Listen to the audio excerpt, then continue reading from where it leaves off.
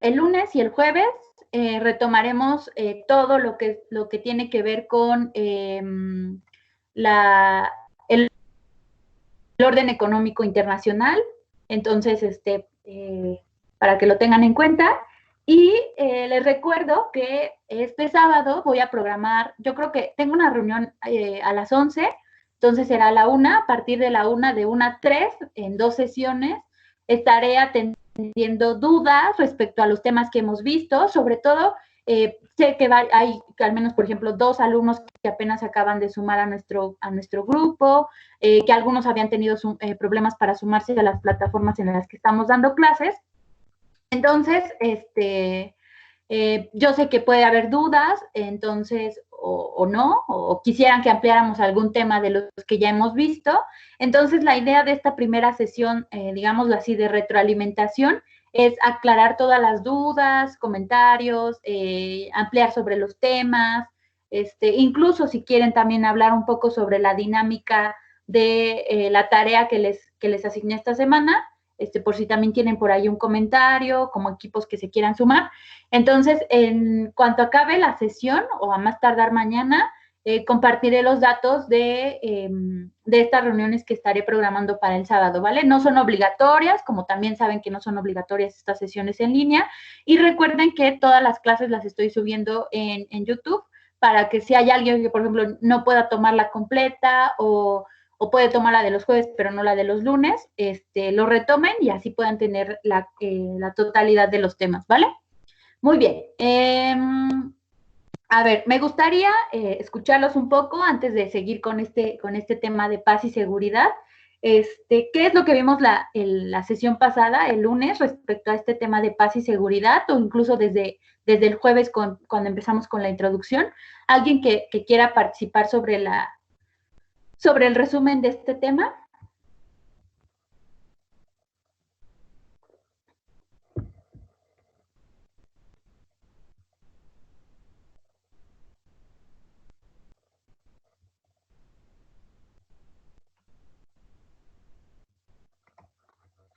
Pues, ¿me escuchó? Sí. Bueno, empezamos, como usted dijo, el tema de paz y seguridad internacional. Vimos la definición de seguridad internacional. Después vimos un poco las características de los órganos del sistema de Naciones Unidas, en específico el Consejo de Seguridad y el de la Asamblea General. Después nos Ok. dio como igual definiciones sobre prevención de conflictos, diplomacia Ujú. activa y todo eso. Y luego ya, no, y creo que ya todo fue lo de esa clase. Ok, ok. Este. mm, Creo que nos quedamos dije, en la definición de desarme preventivo. No, no, no, no, todavía no llegamos a. No, más bien ya pasamos ese tema. A ver, vamos ¿o alguien más? Muchísimas gracias. ¿Brandon, me parece? ¿O quién fue? No, Juan Pablo. Ah, Juan Pablo, muy bien. Muchísimas gracias, Juan Pablo. Creo que tú tampoco no eres. Bueno, no te recuerdo mucho de los. No, es que no había podido participar porque el audífono de mis AirPods no servía y entonces conseguí unos nuevos audífonos.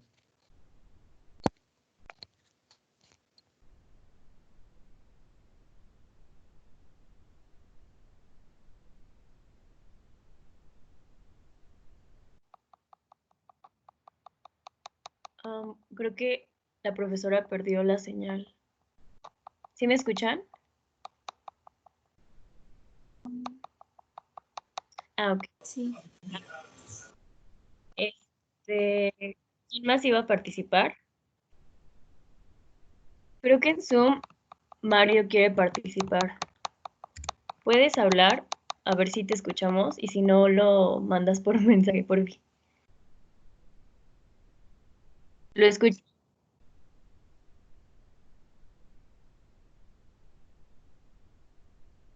¿En Teams escuchan a Mario?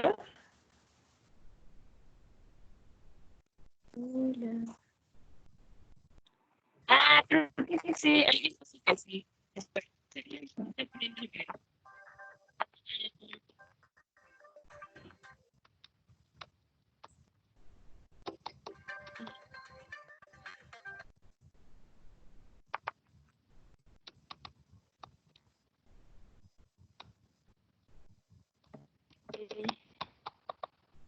A ver, ya pude quitar el video. Creo que no te escuchan. Si quieres, escribe en el chat, por fin, tu participación y ya para que se las compartas.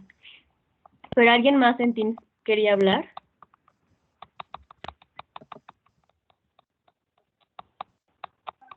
Rebeca, creo.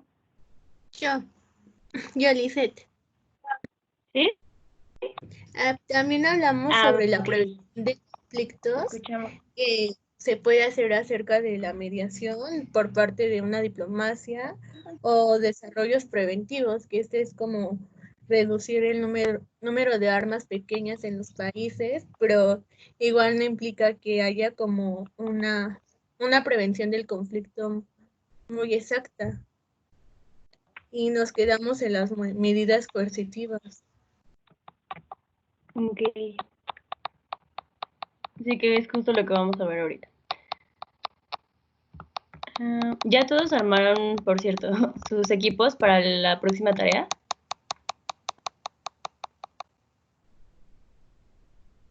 Ok. Supongo que Sí. ya hoy Edith nos va a explicar mejor cómo va a ser la dinámica, porque a nosotros igual no nos ha comentado mucho al respecto. Y por cierto, ahorita tomando este tiempo que tenemos, ya pude revisar alguno de sus ensayos apenas porque tenía muchísimas cosas que hacer y les quería comentar que deben de tener más cuidado en la estructura del ensayo. ¿Alguien sabe cuál es la estructura de un ensayo? Así, lo más básico.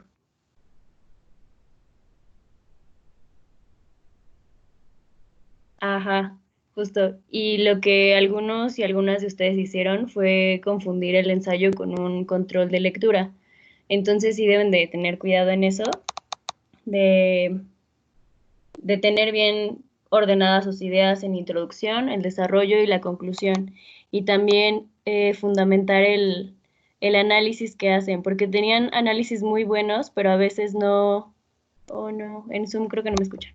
Esperen. Tenían análisis muy buenos, pero muchos de ustedes y muchas no los fundamentaron y olvidaron poner en notas a pie de página. Las notas a pie de página son una cosa y la bibliografía hasta el final es otra. Entonces no olviden tampoco poner las notas a pie de página. ¿Sí me entienden a lo que me refiero con notas a pie de página? Sí, Pi. Ajá. O sea, que ponen en el documento como referencia y ya después la nota a pie de página donde ponen la bibliografía. Pero aún así hasta el final deben de poner igual las fuentes. Eso y ¿qué otra cosa? También los títulos de los ensayos, ahí deben de intentar ser más creativos y creativas, o sea, no solo poner como análisis de la ONU, sino que intenten hacerlo como más llamativo, más creativo, vaya. Otra cosa noté. Creo que todos o la mayoría cumplieron como con el formato de que les habíamos pedido de justificación, la letra y el interlineado. Otra cosa fue igual la redacción. Yo les aconsejo mucho releer sus trabajos antes de entregarlos. Yo entiendo que a veces solo tenemos como poco tiempo para hacerlo por todo lo que tenemos en mente y por otras actividades, pero les recomiendo como releer sus trabajos porque a veces solo al hacerlo una vez y ya no volverlo a tocar, ya llegó la profesora creo, y ya no volverlo a leer, pues hay algunos errores como dedazos o repeticiones o no redactan de la manera como más adecuada o quieren escribir sus ideas como si estuvieran hablando con alguien. Y creo que es algo muy difícil de la carrera. O sea, a mí me costó muchísimo como la parte de redacción, pero créanme que con la práctica ya van a poder como escribir más rápido y más entendible. Y creo que la profesora ya llegó. ¿Sí? ¿Me escuchan? Sí, ya. ¿No se escucha con eco? Se escucha un poco bajo, creo. Un poco bajo.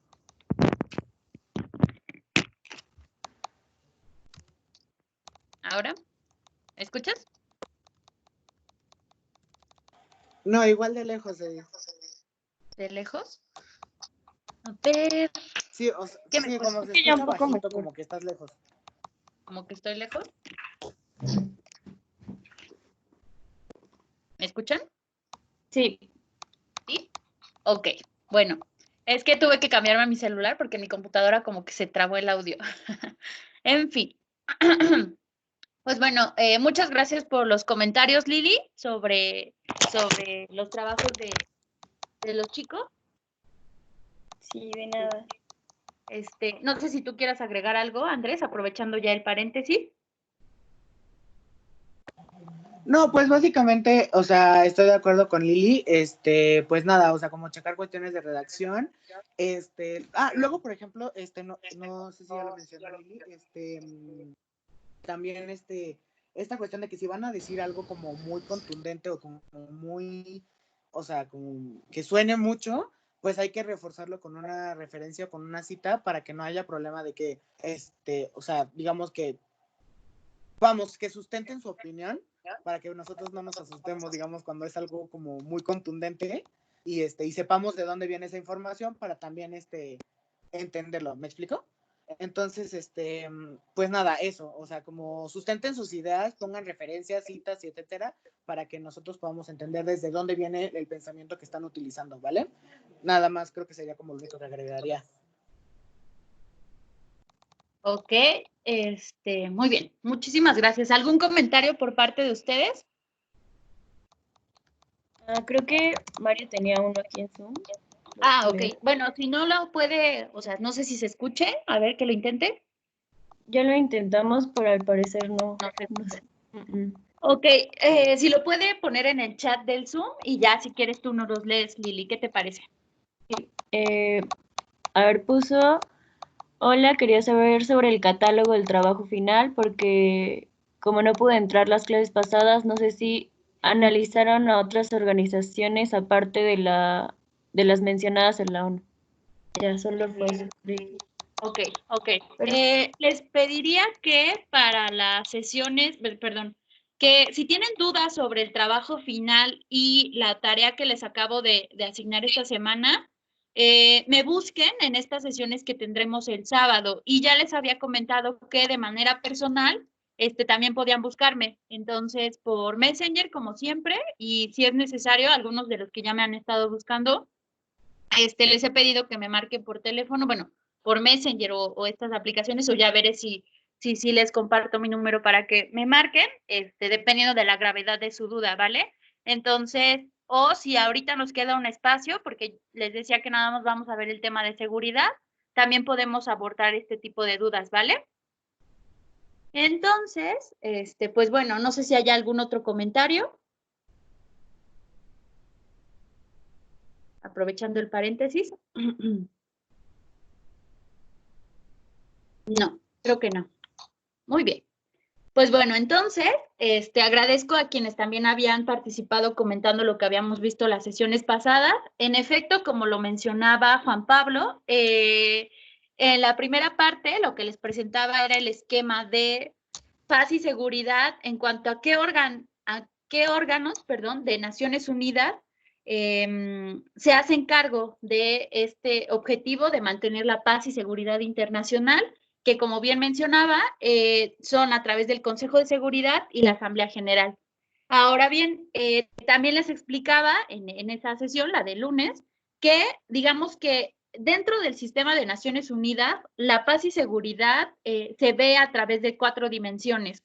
La primera es a través de la prevención de conflictos, la segunda a través del mantenimiento de la paz, la tercera, el buscar la consolidación de la paz, y una cuarta, que digamos es un tanto novedosa porque la vincula incluso con el desarrollo, es asumir que para que no exista guerra, para que no exista guerras o conflictos, es necesario garantizar que esta consolidación de la paz se mantenga a través del desarrollo o que el desarrollo permita que los países o naciones no entren en conflicto. Digamos que estas son las 4 dimensiones. Ya les había explicado la sesión pasada, la primera dimensión, que era la de prevención de conflictos, que como lo dice su nombre, busca evitar los conflictos internacionales, y les mencionaba algunos de estos mecanismos a través de los cuales se busca la prevención de conflictos, que es la prevención, la diplomacia preventiva, la mediación, el desarme y el desarme preventivo, como también lo mencionaba Juan Pablo. Y incluso les presentaba un mapa de cómo está el estatus de la prevención de conflictos en el mundo en la actualidad, y les recomendaba que entraran a consultar la división de asuntos políticos de Naciones Unidas, que ahí es donde está como esta información sobre la prevención de conflictos, ¿vale? También les platiqué o les expliqué la segunda dimensión para el mantenimiento de la paz, que es a través justamente del mantenimiento de la paz, y especialmente a través de las operaciones de mantenimiento de la paz.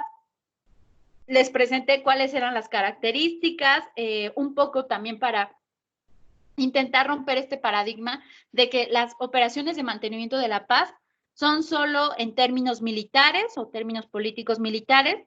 Les explicaba que también apoyan en los procesos constitucionales, es decir, si es necesario instaurar o la creación de una constitución, que ellos apoyan en eso, en la organización de elecciones, la protección de los derechos humanos, y en general, digamos que apoyan en el restablecimiento del Estado de Derecho. Y justo les presenté un videito acerca de, un poco para explicarles de qué va las operaciones de mantenimiento de la paz, y hablábamos un poco de los temas polémicos de la misma, y les recomendaba la lectura de la doctora María Cristina Rosas, con mayor profundidad las implicaciones de las operaciones de mantenimiento de la paz, que es el libro que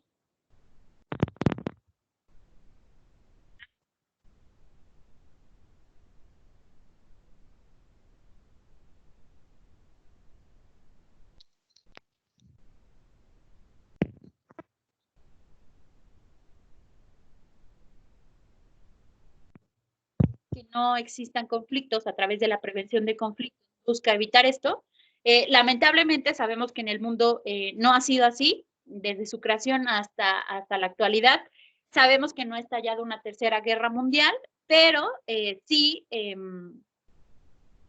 hay una serie de conflictos en el mundo en diferentes partes. Entonces, digamos que no ha podido evitarlo, y para ello ha implementado una serie de acciones con la finalidad, digamos, de castigar a esos que han rompido con la paz.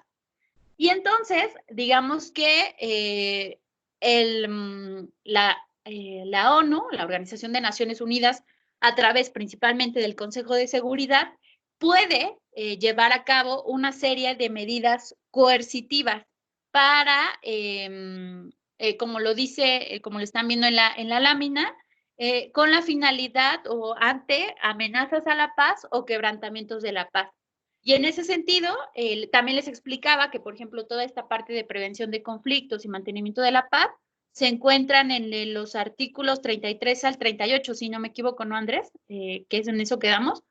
Y finalmente, en el capítulo 7 de la Carta de Naciones Unidas, que también les comentaba en esa sesión y lo voy a comentar una y otra vez, es importante que estén consultando la Carta de Naciones Unidas para que revisen tal cual los textos y las acciones oficiales que lleva a cabo esta organización.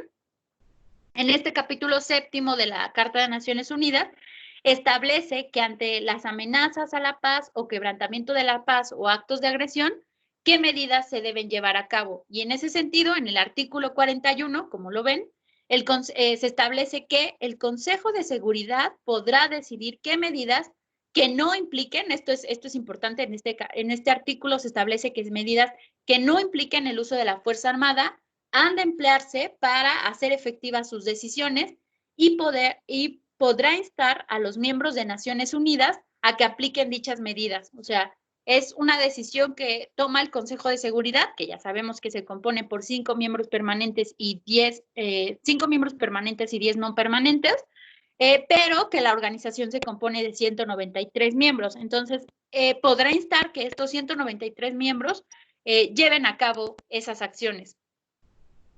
Entonces, bueno, ahí se menciona de manera oficial qué tipo de acciones no coercitivas o no violentas, o no, más bien no con el uso de la fuerza, pueden llevar a cabo estos países, tales como la interrupción total o parcial de las comunicaciones ferroviarias, marítimas, aéreas, postales, telegráficas, perdón, relaciones económicas, como relaciones de comunicaciones, y entiéndase todo lo que dice ahí, en términos de ferrocarriles, marítimas, aéreas, postales, telegráficas, radioeléctrica y otros medios de comunicación, así como la ruptura de relaciones diplomáticas, ¿vale?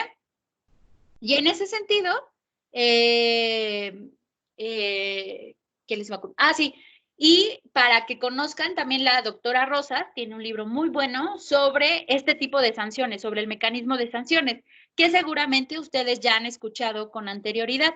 El libro se llama, y lo recomiendo al final de la presentación, La economía política de la seguridad internacional, sanciones, zanahorias y garrotes. Yo tengo, acabo de, bueno, descubrí en el transcurso de estos días que sí tengo el documento o la sección donde habla específicamente de las sanciones económicas, y de algún otro tipo de sanciones. Entonces, con gusto, lo quería subir antes de iniciar la clase, pero se me fue el tiempo, entonces lo voy a subir después, para que lo revisen y puedan tener como más desmenuzado esta explicación sobre este tipo de acciones. Entonces, quisiera saber si entendieron de qué van estas primer grupo de sanciones que puede imponer o sugerir el Consejo de Seguridad. ¿Quedaron claras? Yo tengo una duda. ¿Sí? Por ejemplo, en la cuestión de la ruptura de relaciones diplomáticas, ¿va a ser uno o varios estados? Puede ser justo como lo mencionas, uno o varios estados. Eso es muy relativo, porque realmente lo que les decía es solamente digamos, una recomendación al resto de los miembros de Naciones Unidas. Generalmente, y lo hemos visto a nivel internacional, quienes llevan a cabo más estas sanciones son justamente los miembros, o digamos, quienes más las ejecutan son justamente los miembros del Consejo de Seguridad, ¿no? Podemos pensar en algunos ejemplos. Por ejemplo, a ver, me gustaría que mencionen algunos de los estados que han sido mayormente sancionados por Naciones Unidas o específicamente el Consejo de Seguridad. A ver, ¿alguien que tenga en la mente algunos ejemplos? ¿Venezuela? A ver, ajá. ¿Quién más? ¿Podría ser Cuba? Sí, en su momento, exactamente. ¿Quién más? Recientemente o más, digamos, sí, más, bueno, sí, recientemente Venezuela, pero otros grandes ejemplos, por ejemplo, en Medio Oriente, ¿quién ha sido el gran sancionado por parte de, sobre todo, por ejemplo, de Estados Unidos? ¿Irán? Irán, efectivamente, efectivamente. ¿Y quién es el asiático que también ha sido sancionado enormemente por Estados Unidos? ¿Rusia? Cuando fue lo de la península de Crimea. Bueno, pero es que él es miembro del Consejo, ¿no? Entonces, Exacto. Ahí es cuando ya entran estos juegos del poder, pero no. ¿Quién es el gran sancionado? Andrés, ¿quién es el gran sancionado?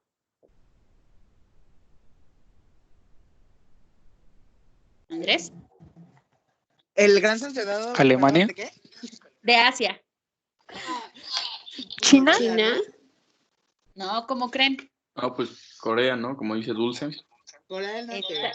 Exactamente, justo. Y ese es un caso de, bueno, digo, aparte de que porque me gustan mucho los estudios coreanos, ese es un caso interesante porque incluso han sido tan graves las sanciones que, bueno, yo creo que en todos los países que han sido sancionados de este tipo, que ha derivado en crisis humanitarias muy severas.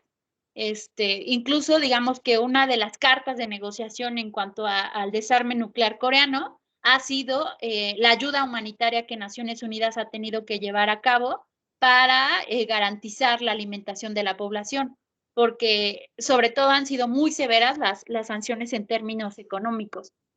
pero bueno, digamos que también siempre ha tenido a su protector. Si no antes era la Unión Soviética, ahora es China, que también pareciera que ya se está desentendiendo de la península coreana. Pero bueno, eso son un poco para hacer ¿Puedo? referencia. ¿Eh? ¿Puedo agregar un poco ahí? A ver. Sí, nada más, o sea, quería agregar justamente, o sea, digamos, cuando se impone una sanción por parte del Consejo de Seguridad a, por ejemplo, en este caso, que es uno de los más emblemáticos, el de Corea del Norte, es que toda la comunidad internacional en teoría tiene la necesidad la obligación de acatarlo. Es decir, si se dice que, por ejemplo, no se puede, digamos, intercambiar o comerciar con Corea del Norte cierto tipo de herramientas de hacer de tener un programa nuclear ilegal, en el sentido que toda la comunidad internacional tiene que estar, tiene que vigilarlo, tiene que observarlo, y nadie en la comunidad internacional puede vender a Corea del Norte materias primas para hacer armamento nuclear, ¿no? Entonces, digamos, todo el mundo es responsable de este tipo de cosas, de este tipo de sanciones, cuando se llama a toda la comunidad internacional. O sea, digamos que en la resolución, ya la sanción se aclara perfectamente quiénes son los responsables o quiénes van a llevar a cabo estas sanciones. Ahora que, por ejemplo, una de las cosas que más se critica a China es que, a pesar de que aprueba, por ejemplo, muchas veces los castigos que se hacen a Corea del Norte, siguen apoyando la economía de Corea del Norte y siguen, digamos que siguen siendo su soporte, a pesar de todas estas sanciones. Por eso también se critica a China, que ellos son como, digamos, los que han propiciado que se siga trabajando ilegalmente en cuestiones de armamento nuclear, etcétera, etcétera, ¿no? Exacto, justo por eso ahí es donde venía la parte que mencionábamos, por ejemplo, un poco con el ejemplo que también ponían de Rusia, digamos, ya estas intervenciones más políticas, les recuerdo, ¿no? Nosotros estamos revisando el deber ser, sin embargo, en la aplicación en el ser, la verdad es que es muy triste ver que no se aplica al 100%, porque como dice Andrés, en teoría se deberían aplicar por parte de todos los miembros, sin embargo, en la práctica vemos que hay incluso miembros del propio Consejo de Seguridad que rompen estas reglas y no las acatan y siguen apoyando a estos regímenes sancionados. Y China pareciera que en esta lógica de quererse convertir en una potencia hegemónica, le encanta romper las reglas frente a Estados Unidos y entonces apoya a regímenes como el de Corea del Norte, como el de Irán, como el de Venezuela, aun cuando no debería hacerlo. Y hay otros casos que también parecieran curiosos, como la ruptura de relaciones diplomáticas con Corea del Norte hace un tiempo por parte de México, que creo yo no correspondía a nuestro país hacer ese tipo de acción, pero la llevamos a cabo. Ni siquiera Estados Unidos, que era como el que estaba más molesto con las pruebas nucleares que había llevado a cabo en ese entonces Corea del Norte, lo hizo, ni siquiera la propia Corea del Sur, que es vecina de Corea del Norte, lo hizo. En cambio, un país que no tiene, digamos, interés en el asunto de la península coreana, rompió relaciones diplomáticas, pero ahí viene ya otra serie de juegos de poder y de intereses económicos que obligaron, bueno, más bien que orillaron a México a tomar esta mala decisión. En fin, bueno, entonces, esto es un poco la explicación de este tipo de medidas en las que no se usa la fuerza. Sin embargo, también existen otro tipo de medidas que, tal como lo advierte el título, son coercitivas, en las que sí se utiliza la fuerza, y estas están contenidas en el artículo 42 de la Carta de Naciones Unidas, y nuevamente recae en el Consejo de Seguridad, porque si recordarán, la Asamblea General tiene más bien un papel de hacer recomendaciones, más no toma las decisiones, mientras que el Consejo de Seguridad es quien, digamos, toma estas decisiones en términos de las medidas coercitivas o en cuanto a asegurar o garantizar el mantener la paz y seguridad internacionales. Y en ese sentido, en el artículo 42 se establece que si el Consejo de Seguridad estimare que las medidas de que trata el artículo 41, es decir, estas medidas en las que no se usa la fuerza, son inadecuadas o han demostrado serlo, se podrá ejercer por medio de fuerzas aéreas, navales o terrestres la acción necesaria para mantener o restablecer la paz y seguridad internacionales. Tal acción podrá comprender demostraciones, bloqueos y otras operaciones ejecutadas por fuerzas aéreas, navales o terrestres por parte de los miembros de las Naciones Unidas. Entonces aquí ya estamos hablando, ahora sí, de una intervención militar, la cual debe ser aprobada por los miembros del Consejo de Seguridad. Y recordemos que por miembros del Consejo de Seguridad no son solamente estos 5 grandes miembros, sino también los otros 10 miembros no permanentes. Pero, como les comentaba hace rato, lamentablemente en el deber ser, pues no, lamentablemente a veces ocurren cosas que funcionan más bien en términos de los intereses de cada uno de los países que forman parte del Consejo de Seguridad, pensando especialmente en el caso de, por ejemplo, Estados Unidos. ¿Vale? Y digamos que de manera para presentarles algunos ejemplos de estas intervenciones militares, pues tenemos, por ejemplo, bueno, aquí lo menciona, cuando se buscó restablecer la soberanía de Kuwait después de la invasión de Irak en 1991, para asegurar un entorno de apoyo humanitario en Somalia en 1992, el caso de Ruanda de 1994, que sin duda ha sido uno de los más polémicos, también el caso de Haití en el 94, en Albania en 1997, en Timor Oriental o Timor Leste en el 99 y en 2006, y para proteger civiles en Libia en 2011, ¿vale? Estos son algunos ejemplos de este tipo de intervenciones. Sin embargo, también sería interesante, y ahí se los dejo ahí como una sugerencia o como un llamado para ustedes que son jóvenes internacionalistas, que a lo mejor podrían retomar alguno de estos casos de intervención del Consejo de Seguridad y ver en qué medida se llevaron a cabo estas intervenciones en términos como los establece la Organización de Naciones Unidas en cuanto a la Carta de Naciones Unidas o ya la parte operativa como tal, y las críticas que podrían hacer respecto a estas intervenciones. Por ejemplo, sabemos, bueno, al menos uno de los casos que yo tengo muy presente es el de Ruanda, que fue muy criticado porque no se evitó el genocidio. Pero, pues bueno, como les comentaba también hace la sesión del lunes, lamentablemente las operaciones de mantenimiento de la paz, por ejemplo, han tenido se han ido mejorando con el paso del tiempo. Es decir, que desde que fueron concebidas dentro del seno de Naciones Unidas, no han tenido que irse perfeccionando, y lamentablemente este mejoramiento de las operaciones de mantenimiento de la paz se ha hecho sobre la marcha. Entonces, como en todo, cuando pasan este tipo de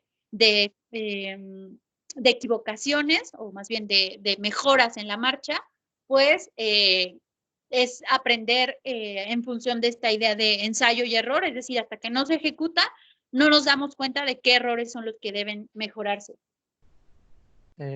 Otro caso que es un poco polémico sobre el Consejo de Seguridad de las Naciones Unidas es sobre lo que pasó en febrero de 2003 con Estados Unidos y Reino Unido, donde Estados Unidos le pedía a Inglaterra que espiara a los miembros no permanentes en ese tiempo del Consejo de Seguridad para que apoyaran la guerra contra Irak. Bueno, es que ahí, por ejemplo, bueno, ese es un caso que no lo pongo tanto en... Andrés, recuérdame, más bien, la ONU intervino finalmente como tal en Irak, o se quedó solamente como la intervención de Estados Unidos? No me acuerdo de esta parte, o si alguien tiene el dato de si la ONU como tal intervino en el conflicto con Irak, o solamente fue una intervención unilateral por parte de Estados Unidos. Tengo la impresión que es la última, pero no estoy muy segura. ¿Tú, Andrés, sabes algo? ¿Recuerdas algo? No, o sea, es que tampoco estaría seguro, pero creo que, o sea, creo que es como tú dices, o sea, creo que fue unilateral con Estados Unidos nada más, porque según yo la ONU no actuó en ese sentido. Exacto. Es que este era el tema, o sea, ese era el gran tema que tenía en ese momento el Consejo de Seguridad, justo y un poco para contextualizar la idea de la que nos presenta Juan Pablo. Y pues digamos que en sí misma, por eso les digo, yo les presento las generalidades, pero sería muy interesante revisar todos estos casos de estudio o incluso todos los que pudiéramos encontrar. O bueno, lo que me gustaría decirles o lo que quiero decirles es que es una invitación que hasta podrían verlo como un posible tema de tesis o una posible investigación en el futuro sobre cada una de estas operaciones de mantenimiento de la paz o intervenciones del Consejo de Seguridad para mantener la paz, justamente en esta idea de como no funcionaron las sanciones, nos vemos en la necesidad de intervenir. Entonces, porque creo que cada una de estas intervenciones ha sido muy polémica. Por ejemplo, esta que tú mencionas tiene muchos elementos polémicos que sin duda sí, creo que ameritaría que nos sentáramos a revisar cada uno de ellos y analizarlos. Pero lamentablemente, pues por cuestiones de tiempo no podemos detenernos para hacerlo. Pero, pues, por ejemplo, podríamos pensarlo a lo mejor para la sesión del sábado o como les decía, ustedes pueden pensarlo de manera muy individual, pero me gusta que tengan este tipo de reflexiones. Muchas gracias, Juan Pablo, por esta precisión. ¿Alguien más? ¿Algún comentario antes de pasar al siguiente punto sobre mantenimiento de la paz? ¿Alguien más?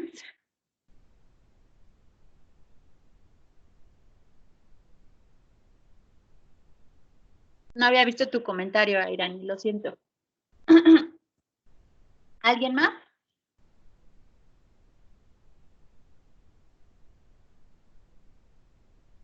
¿No? ¿Todo en orden? ¿Todo claro hasta aquí?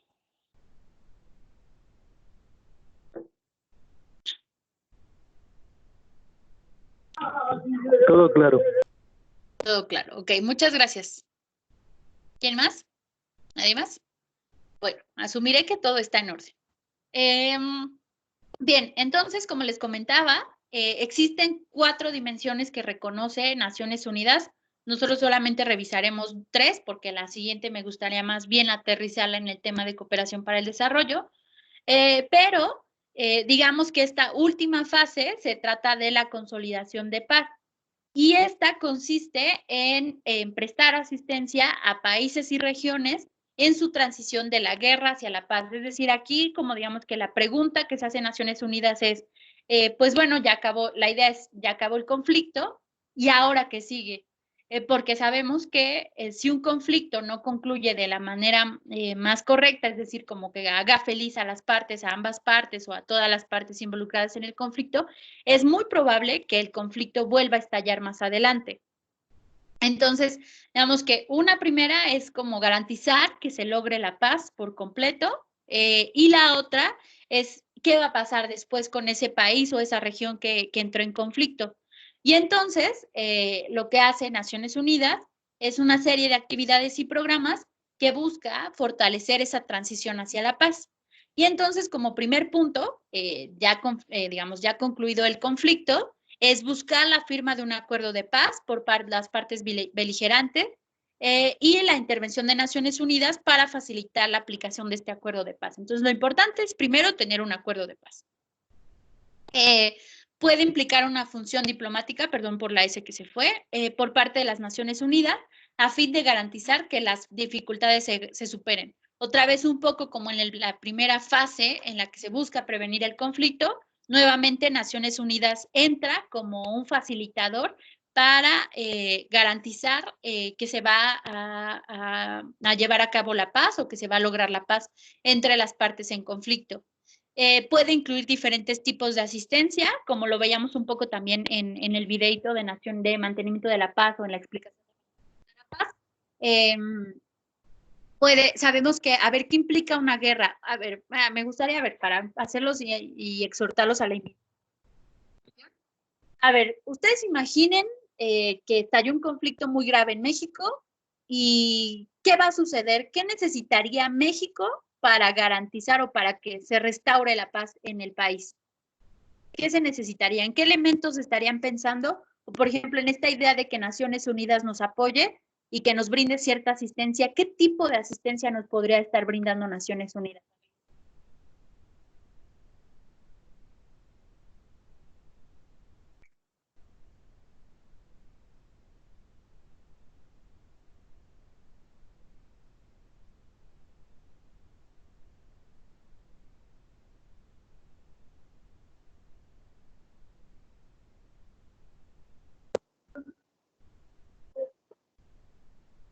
No entiendo muy bien la pregunta. Sí,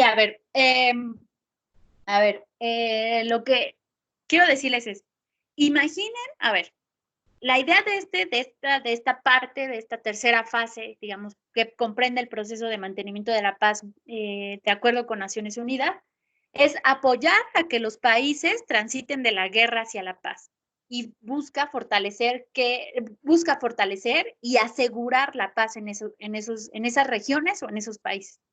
Entonces, la pregunta es, ¿qué implicaría esa consolidación de la paz? ¿Cómo es que lograríamos transitar de la guerra hacia la paz? O sea, imaginen un estado o un país, pongan que no sea México, pongan cualquier ejemplo, en el que estamos en guerra y cómo lograríamos garantizar la paz en esa región. ¿Qué necesitaríamos para construir la paz, por así decirlo? Pues yo pienso que lo que haría la ONU con ya sea México o los países que estén en guerra, pues brindarles un foro de conversación en un territorio neutro para llegar a acuerdos, ¿no? Ok, a ver, ¿alguien más? ¿Qué más También necesitaría? puede, También puede. también podría ser como una especie de supervisación, no sé, del orden, o sea, no, que no intervenga como militarmente, pero quizá como una especie de mediación a través de la supervisión. Ok, mediación a través de la supervisión, ok. ¿Alguien más? Puede ser también como ayuda humanitaria, o sea, como Justo. atender a las poblaciones más afectadas Exactamente. en derechos básicos, ¿no? Ok, sí, me gustan sus propuestas. ¿Qué más? ¿Qué más implicaría el poder garantizar la paz en un territorio en conflicto o que no vuelva a estallar el conflicto en un largo tiempo? Digo, lo ideal sería que nunca, pero pensando que podría pasar en algún momento, digamos, a largo plazo, ¿qué permitiría consolidar la paz en un territorio? Pues también puede ser como la búsqueda de la solución, ¿no? Pero sería muy complicado. O sea, ¿cómo se podría lograr eso? Exacto. Pues la idea es que justamente, bueno, si se dan cuenta, el primer punto, a ver, les decía, y es importante que lo veamos así porque es, digamos, como la aspiración de Naciones Unidas. Lamentablemente, como les digo, es muy lamentable que solamente es el deber ser o lo que buscaría o los objetivos, pero que sea en la realidad está muy complicado, porque entonces ahí viene toda esta lucha de intereses y de poder entre las naciones.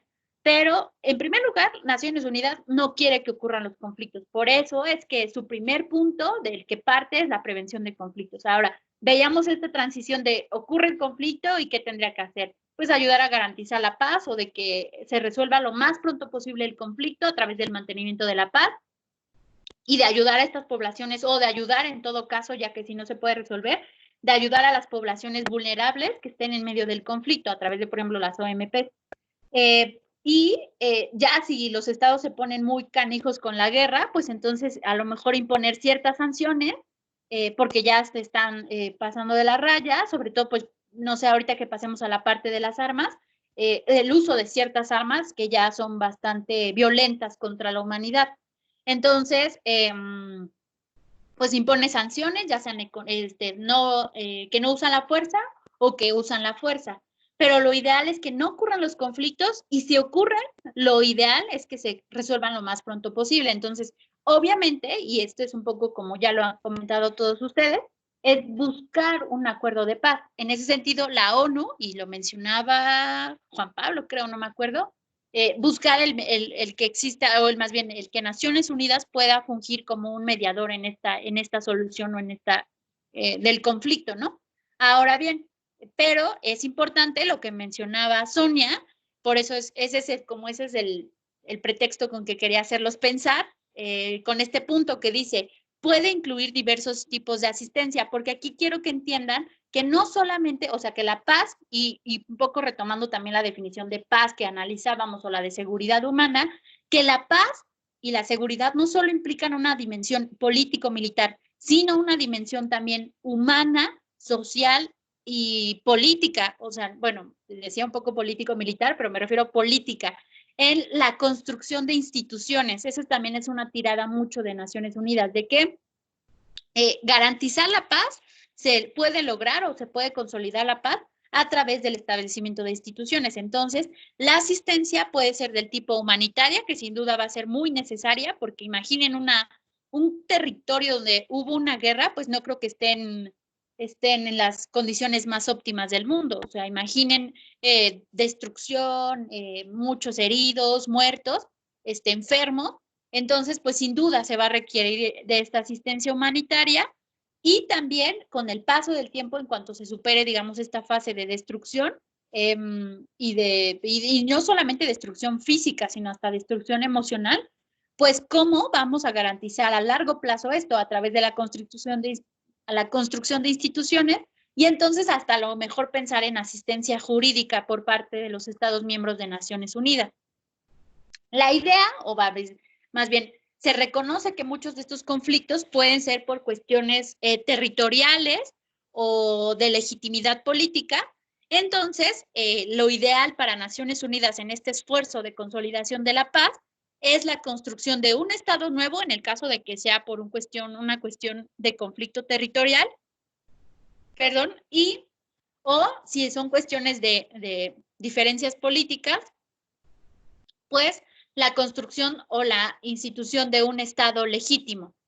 Y en ese sentido, la consolidación de la paz incluye la adopción de medidas por parte de diversas organizaciones del sistema de Naciones Unidas.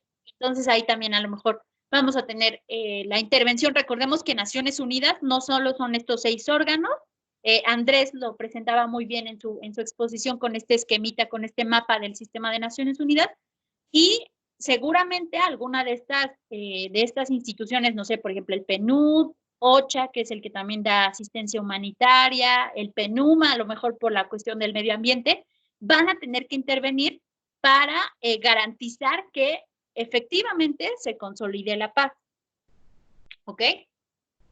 Entonces, no sé si hay alguna duda antes de que pase al siguiente punto. Yo sí tengo dudas.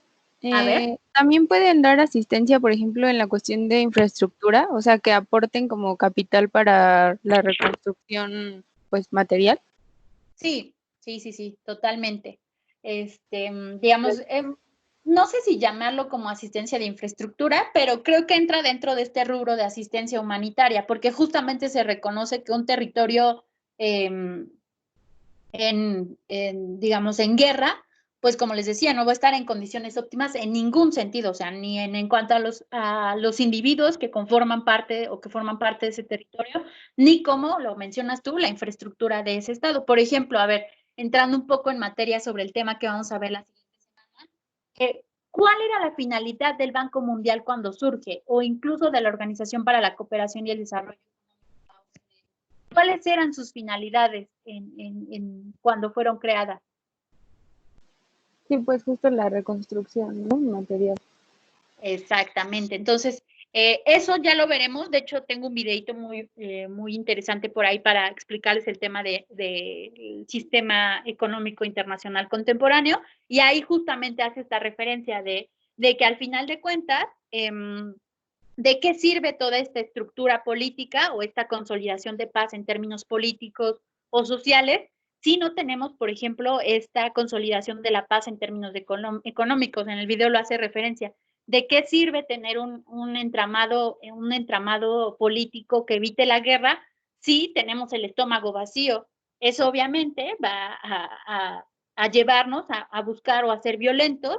Digo, es una explicación muy simple, porque tampoco quiero que lo tomen tan literal, pero veámoslo así. O sea, imagínense un país pobre puede incurrir o un país pobre, un territorio pobre, pues puede incurrir en actividades delictivas. que ese es incluso el discurso que nuestro presidente maneja y que considera que erradicando el problema de la pobreza desaparecerá el entramado del crimen organizado. Y por eso les digo, es un resumen muy simple porque lamentablemente es un problema con varias dimensiones. ¿Vale? No sé si hay alguna otra duda antes de que pase este otro tema.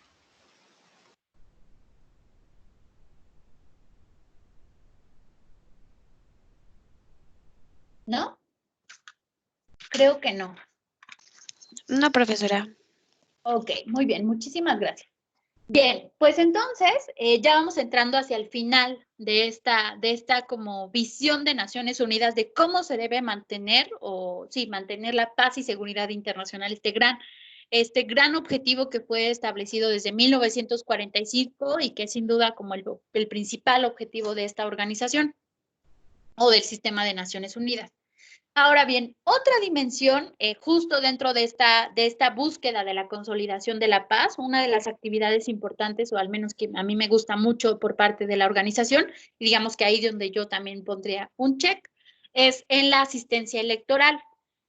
Parte de lo que les decía, por ejemplo, en la construcción de instituciones, muchas veces, o por ejemplo de un gobierno legítimo, pues va a implicar, por ejemplo, la organización de elecciones con la finalidad de que se garantice la legitimidad de ese gobernante o de ese gobierno en turno.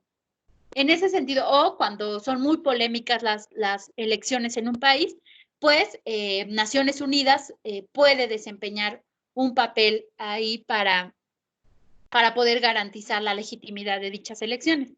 En ese sentido, las Naciones Unidas han desempeñado diversas funciones desde la asistencia técnica hasta la gestión de procesos electorales y en algunas ocasiones, o dice aquí muchas ocasiones, la coordinación de las actividades de los observadores internacionales en elecciones nacionales.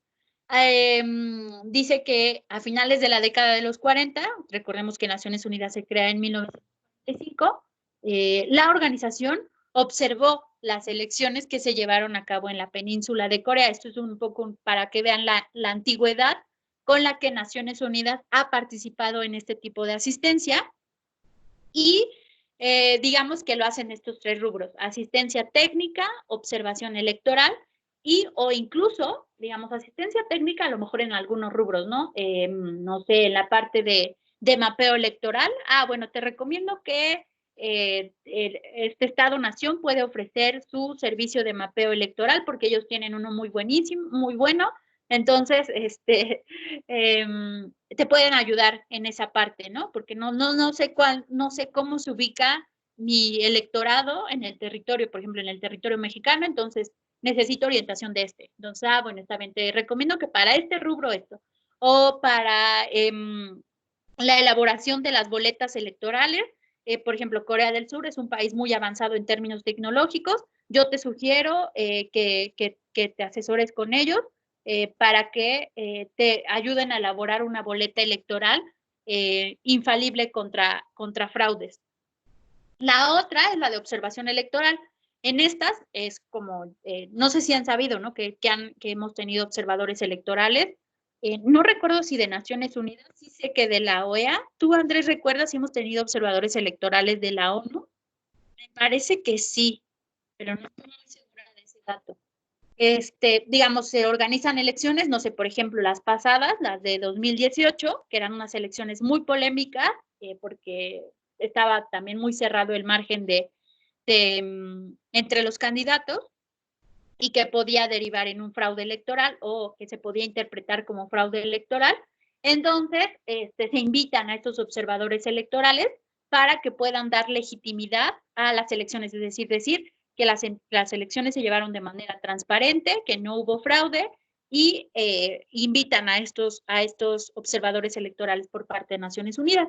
O, como en el caso de Timor Oriental, para la constitución del gobierno y del Estado como tal, la organización total de las elecciones, es decir, todo lo que implican las elecciones, lo llevó a cabo Naciones Unidas. Y en ese sentido, digamos que tampoco es que Naciones Unidas tenga el expertise lo toman de estados-nación que han desarrollado sistemas electorales o instituciones electorales muy capaces, y entonces crea en 2006 la Red de Conocimientos Electorales, y en la que participaron 8 organizaciones asociadas, que son parte de estos países, y entre ellas se encuentra el instituto, bueno, es que la referencia es de la página de la ONU, pero sabemos que ya no se llama así, el Instituto Federal Electoral de México. Y este es un caso muy llamativo, en su momento nos lo presentaba la doctora Rosas, y a mí también me parece muy interesante cuando cursé la materia del sistema electoral mexicano, porque generalmente en el pensamiento común del mexicano, solemos desprestigiar al instituto. Sin embargo, Naciones Unidas reconoce la gran capacidad que ha adquirido con el paso del tiempo, y me parece que es muy cierto. Tenemos de las boletas electorales más elaboradas. Simplemente nuestra identificación oficial, a diferencia de otros países que sí tienen una identificación nacional de identidad, nosotros, nuestro documento principal de identificación oficial es nuestra credencial de elector. Y como saben, con el tiempo ha evolucionado y cada vez tiene más candados que evitan la falsificación de este documento de identidad. Entonces, y no decir del entramado electoral que cada vez se ha hecho cada vez más grande, el cambio del nombre simplemente de federal a electoral, el hecho de que antes solamente se encargaban de organizar las elecciones a nivel federal, y ahora con la nueva denominación y la reforma electoral de 2014, no solamente es la organización de las elecciones a nivel federal, sino la organización de las elecciones a nivel nacional, y esto implica todos los niveles de gobierno, federal, local, estatal y municipal. Entonces, se darán cuenta, es un gran entramado y le ha merecido el reconocimiento por parte de Naciones Unidas. Incluso México fue uno de los países que, y ese ejemplo me gusta mucho, que ayudó a organizar las elecciones en el naciente estado de Timor Oriental. Entonces, ese también es un tema interesante de investigación.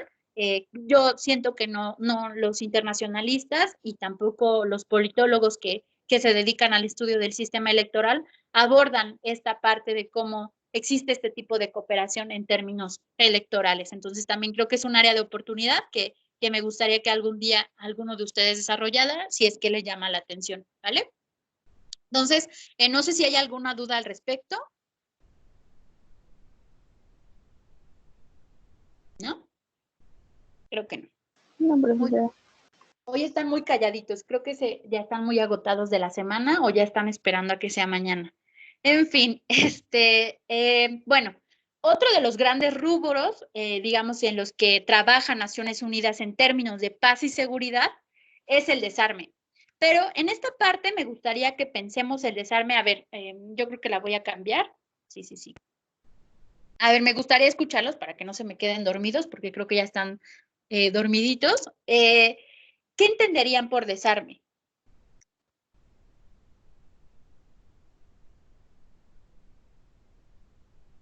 Pues la eliminación del uso de las armas, no sé, bueno, no sé a qué escala decirlo, o sea... No, tú dilo.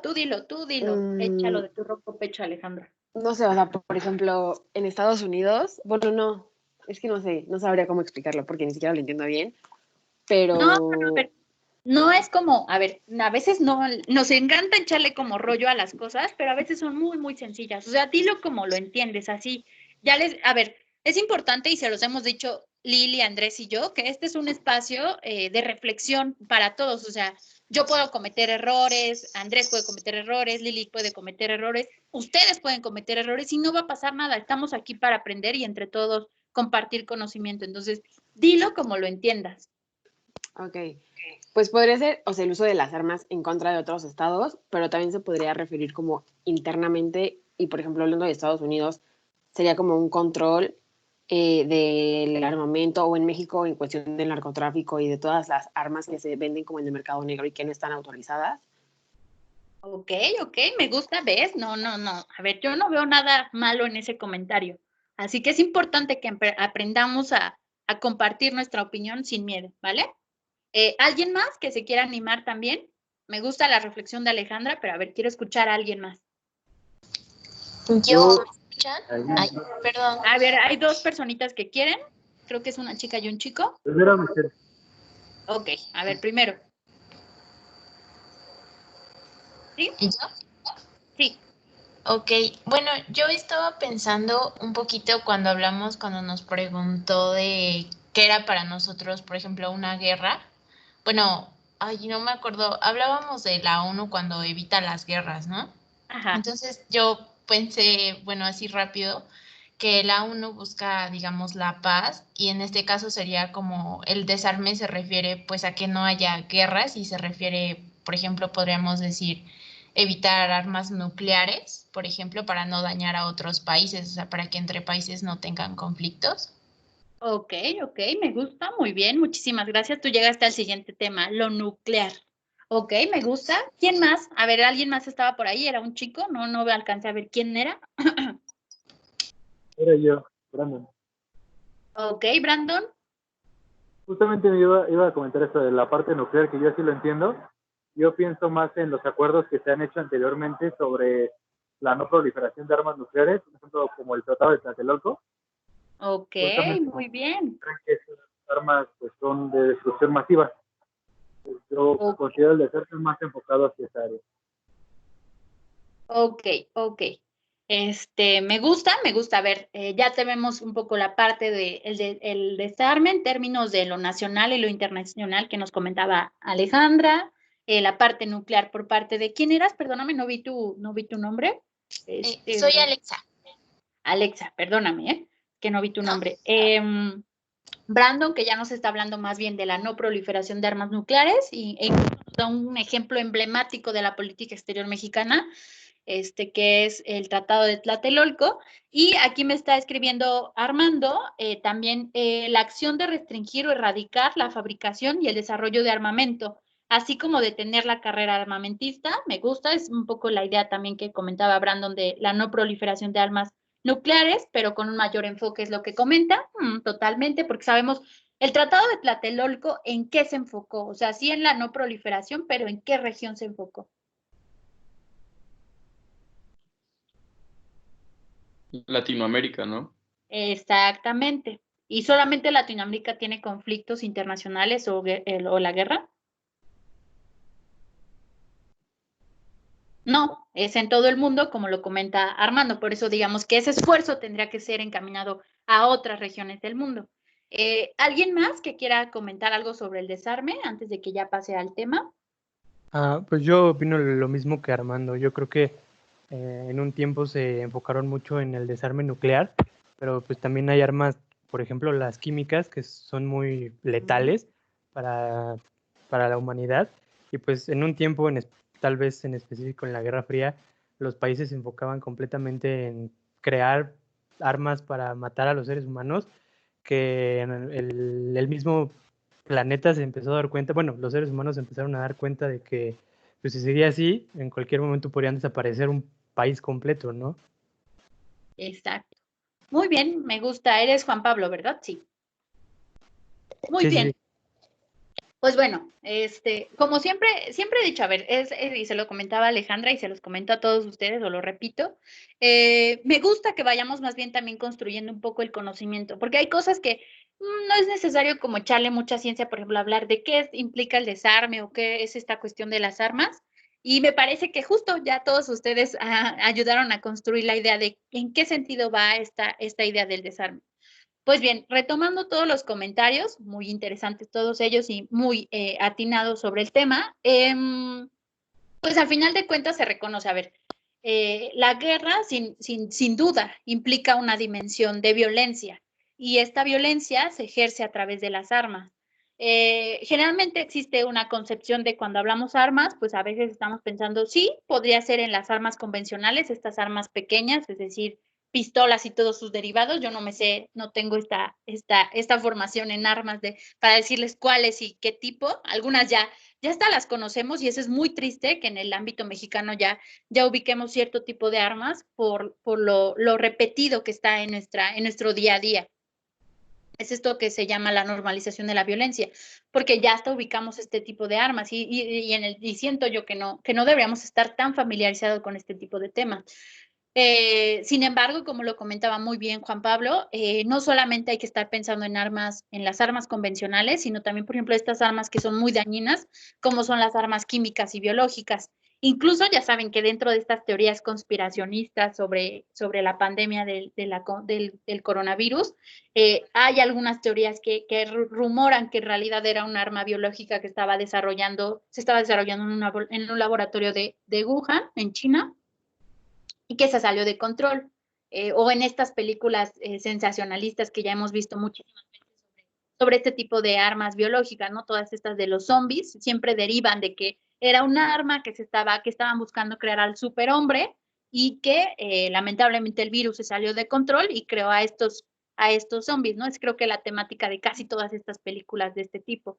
Entonces, lamentablemente, digamos, aunque en la ficción se ve muy padre y se ve interesante cómo podríamos sobrevivir a este tipo de situaciones, en la realidad es muy doloroso el tema de las armas químicas y biológicas. En términos de armas químicas, por ejemplo, la imagen de esta niña que está corriendo en Vietnam cuando hay un ataque con este ácido. Por ejemplo, exacto, Resident Evil y todas esta gama de películas sobre zombies.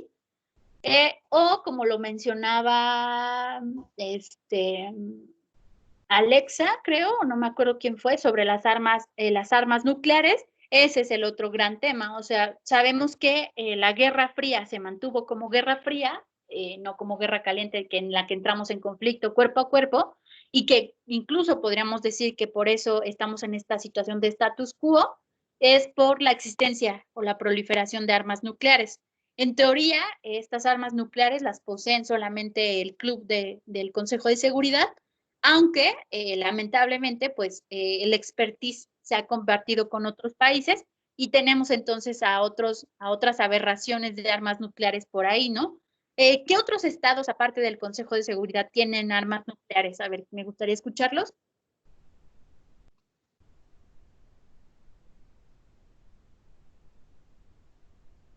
Creo que la India y Pakistán.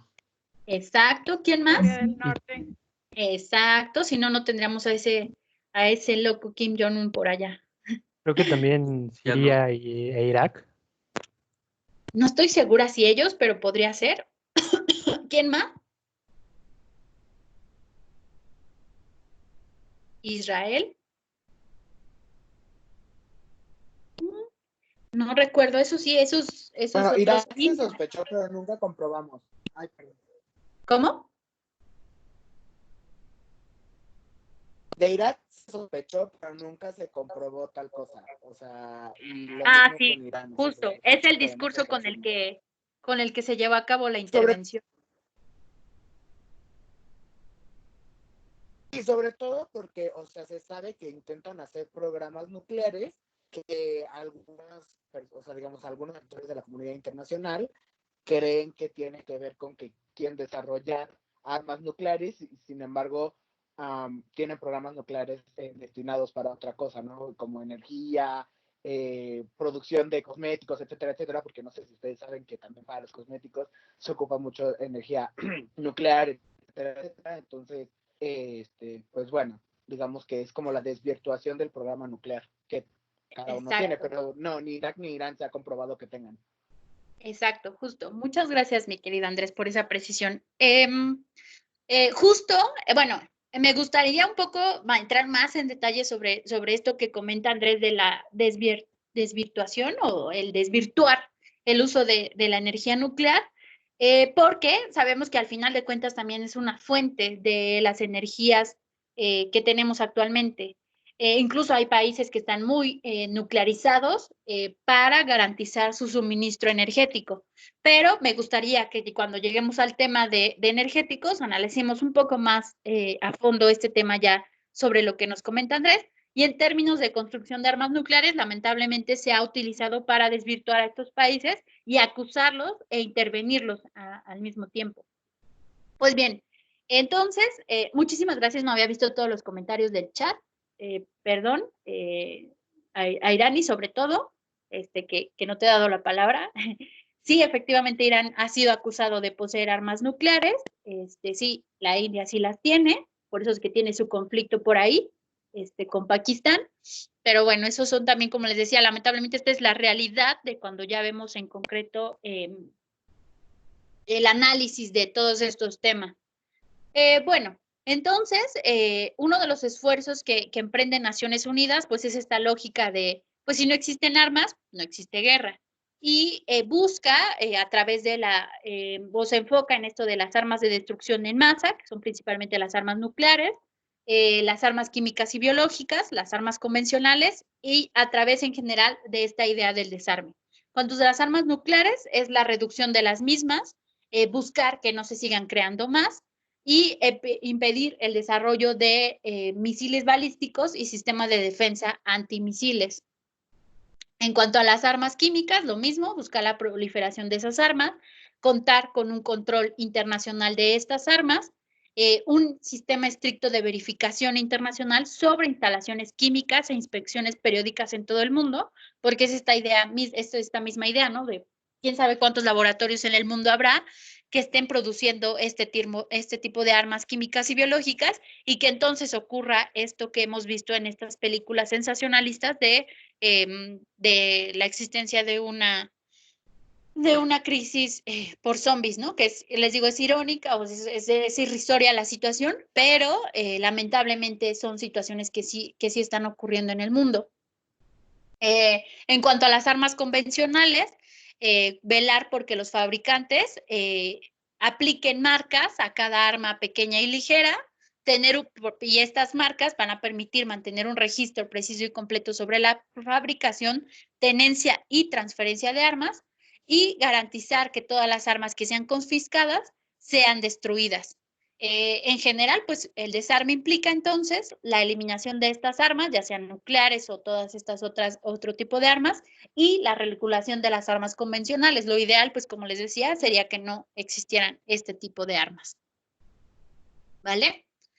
Y finalmente, ya para ir concluyendo este tema, sabemos que en el escenario internacional, en el escenario internacional, y como se los he comentado, una de las organizaciones que vamos a analizar a fondo es Naciones Unidas, porque digamos que tiene esta vocación universal, establece estos principios generales que comparte la humanidad, o que ese es el ideal que compartimos todos, pero a lo largo de la historia se han creado una serie de organizaciones, también con vocación universal o internacional, más bien internacional, perdón, o en esta lógica de lo multilateral, porque se reconoce que la acción de uno no puede hacer nada, en cambio, a través de la cooperación con otros países, se pueden llevar a cabo acciones o lograr objetivos más ambiciosos. Y entonces, se han llevado a cabo la creación de otras organizaciones en términos de paz y seguridad internacional. Yo diría que estas organizaciones ya más bien tienen una vocación regional o particular, o sea, de intereses muy particulares, y estas otras organizaciones me gusta analizarlas más bien desde el paradigma de la seguridad colectiva. Y en ese sentido, seguramente ya habían escuchado este término, sobre todo porque llevaron, y les había comentado que esta materia está seriada, por así decirlo, con la materia de política internacional contemporánea, y sé muy bien que en esa materia lo vieron.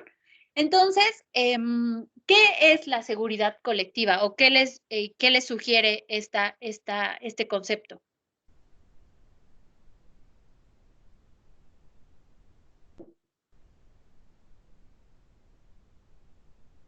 ¿Sí? ¿Nadie? ¿Nadie le sugiere nada a la seguridad colectiva? Les digo, a veces es cuestión de intuición, no es como buscar la definición rebuscada. Lo que beneficia a uno beneficia a todos. Exactamente, justo, Brandon, esa es la idea de la seguridad colectiva. Entonces, otra vez regresando al ya conocido diccionario del doctor Hernández Vela, define la seguridad colectiva como aquel sistema en el que sus miembros se comprometen a abstenerse de recurrir a la fuerza entre sí, es decir, como que entre amiguis, o sea, es esta lógica del amigo de mi amigo es mi amigo, entonces, entre amiguis no nos vamos a hacer daño, todos nos vamos a cuidar, aunque eso también es como la conducta humana individual, de que a veces somos dobles caras, a resolver sus conflictos por medios pacíficos, es decir, van a establecer una serie de medidas muchos de estos mecanismos de solución de controversias es como los que mencionábamos en el caso de Naciones Unidas o los que se establecen en estos artículos del 33 al 38 en la Carta de las Naciones Unidas, y a participar colectivamente, ya esta es la idea que nos comentaba Brandon, en la supresión del uso ilegal de la fuerza, es decir, como de si me atacan a mí, atacan a toda la organización o a todos los miembros, y entonces tenemos que actuar en conjunto para hacer frente a este ataque. Y en ese sentido, viene una serie de organizaciones que, como les decía, yo siento que tienen más bien una vocación regional. Algunas no las vamos a analizar tan a detalle, otras a lo mejor sí. No, ninguna, yo creo. Solamente lo que hice en estos cuadritos fue presentarles como un poco de estos ejemplos de organizaciones ya más de vocación regional, pero que en el fondo tienen una vocación de mantener la paz y seguridad. Yo no diría, o no sé si llamarlo de manera internacional, pero sí con este sentido más regional respecto a los miembros que forman parte de esta organización. Y estas son importantes que las tengan en cuenta porque sin duda las deberán incluir en el catálogo de organizaciones. Y entonces arrancamos con la primera gran conocida, que es la Organización del Tratado del Atlántico Norte, porque es una organización que sigue vigente, que se crea el 4 de abril del 49. Entonces, siempre me gusta cuando hacemos este análisis exacto, en su momento fueron la OTAN y el Pacto de Varsovia. Como les decía, nosotros, si queremos ver la organización internacional, es decir, la materia, es como una continuidad de la materia de política internacional contemporánea, y más bien nosotros nos encargamos del análisis contemporáneo de todos estos temas que también veían en esa materia. Entonces, pues vamos a enfocarnos como en las organizaciones que aún existen o que se han creado a lo largo del siglo, no sé, finales del siglo XX, principios del siglo XXI, o lo que hemos recorrido increíblemente en 20 años ya del siglo XXI. Entonces, como lo menciona Irani, digamos que como antecedentes de estas organizaciones de seguridad colectiva están sin duda la OTAN y el Pacto de Varsovia. Por eso arranco con la primera, que es la OTAN, porque todavía existe. Y es una organización, más bien, también les comentaba, me gusta siempre analizar estas organizaciones en términos de el contexto en el que fueron creadas. Entonces, imaginemos el escenario del 49 y entonces, pues obviamente pensamos en la Guerra Fría, como lo mencionaba Irani, pues es el contrapeso al Pacto de Varsovia, y es una organización que es principalmente, funciona como una alianza político y militar, o más bien estos son sus 4 grandes rubros, así lo define la propia organización en términos contemporáneos, que es una alianza política y militar, busca la defensa colectiva. Ellos sí no se fueron con tientas, ellos lo tienen muy claro, que es esta idea de la seguridad colectiva, a través de vínculos transatlánticos. ¿Por qué creen que tiene esta anotación de vínculo transatlántico? Yo no puse los miembros porque iba a ser una lista un poco larga, pero pensemos en quiénes son los miembros de la OTAN y por qué hace esta referencia a lo transatlántico.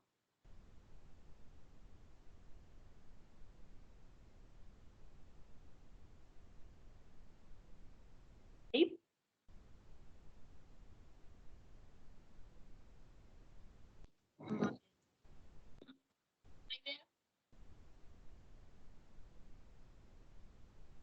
¿Quiénes son principalmente los miembros de la OTAN?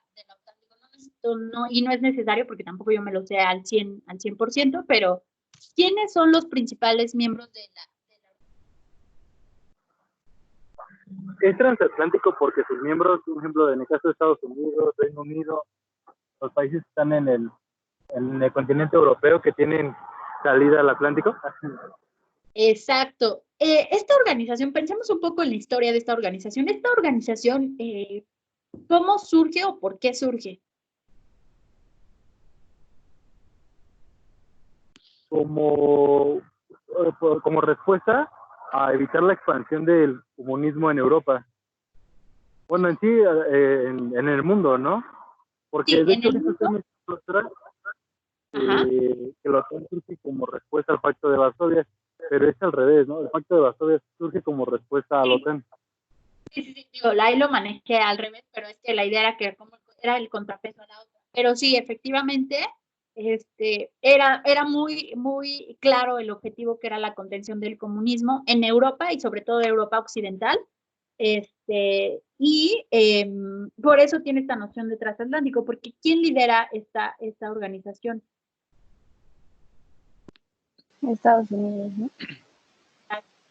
Aquí es importante como ver estos vestigios de lo que llaman la Guerra Fría. Algunos hasta dicen, yo ya no creería tanto esta idea, justo por otras organizaciones que han surgido y más en términos de seguridad, pero sin duda, digamos que la OTAN aún sigue teniendo un peso muy grande dentro del sistema internacional. Es muy sonado sus intervenciones y sus intenciones de intervención en diferentes estados. Y ellos también hablan de que actualmente están en una idea de replanteamiento de la seguridad a través de esto del concepto de 2010. Yo les pediría que, pues porque lo van a tener que hacer para su catálogo, que entren a la organización y vean justamente estos cuatro aspectos que denominan y ya si quieren con gusto discutimos cada uno de ellos, porque cada uno tendrá cierta crítica al respecto. La verdad es que no me voy a detener mucho porque quiero presentarles una variedad de organizaciones de manera muy general, pero como les digo, con gusto podemos discutir sobre algunas en particular.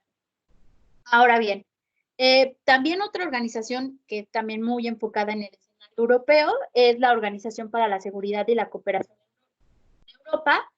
Esta también es muy interesante su historia. Esta se crea en el 75 y es un poco la heredera de la famosa declaración de Helsinki.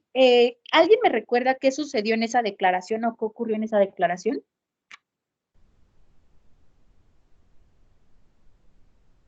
¿Qué implica la declaración de Helsinki en términos de la Guerra Fría?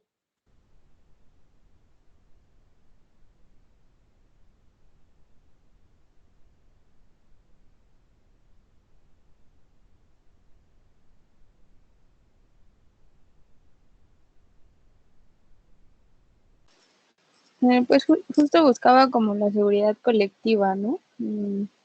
Como fomentarla. Ajá. ¿En dónde?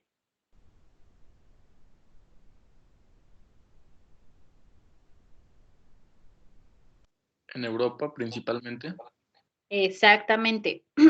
Entonces, digamos que hay algunos que, por ejemplo, consideran que ya para los 70s, con este tipo de acercamientos entre Europa, entre Estados Unidos y la Unión Soviética, se vivía ya lo que llaman el proceso de distensión, es decir, como este enfriamiento de las tensiones durante la Guerra Fría.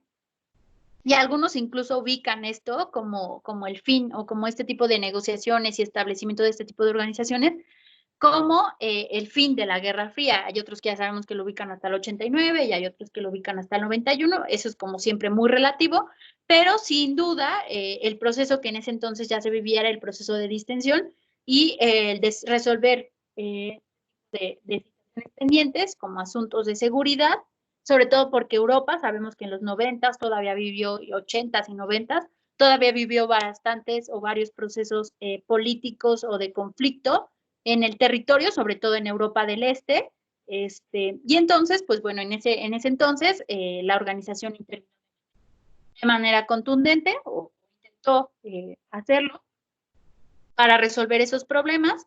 Y actualmente se define como un foro de diálogo político sobre una amplia gama de cuestiones relativas a la seguridad. Además, es importante señalar que todas estas organizaciones ya adoptan esta noción de que la seguridad es una cuestión multidimensional, que no solo es en términos políticos y militares, aunque, por ejemplo, llama la atención que la OTAN sí es muy clara en establecer que es una alianza político y militar. En cambio, la Organización para de la Seguridad y la Cooperación en Europa sí establece que es más multidimensional y se define como una plataforma para actuar conjuntamente a fin de mejorar la vida de las personas y las comunidades. Se dan cuenta siempre en los discursos de este tipo de organizaciones, aun cuando son discursos oficiales, podemos identificar estos rasgos más teóricos que definíamos o conceptuales, como el de seguridad humana, que ya no está pensada en el Estado-nación, sino ya está pensada en las personas o en las personas como colectividad en comunidades. Otra organización que es interesante, porque no lo diría como heredera del Pacto de Varsovia, pero pues es dirigida por, o más bien están conformados o sus integrantes son Rusia y otros países de Asia Central, más bien de Europa del Este y Asia Central.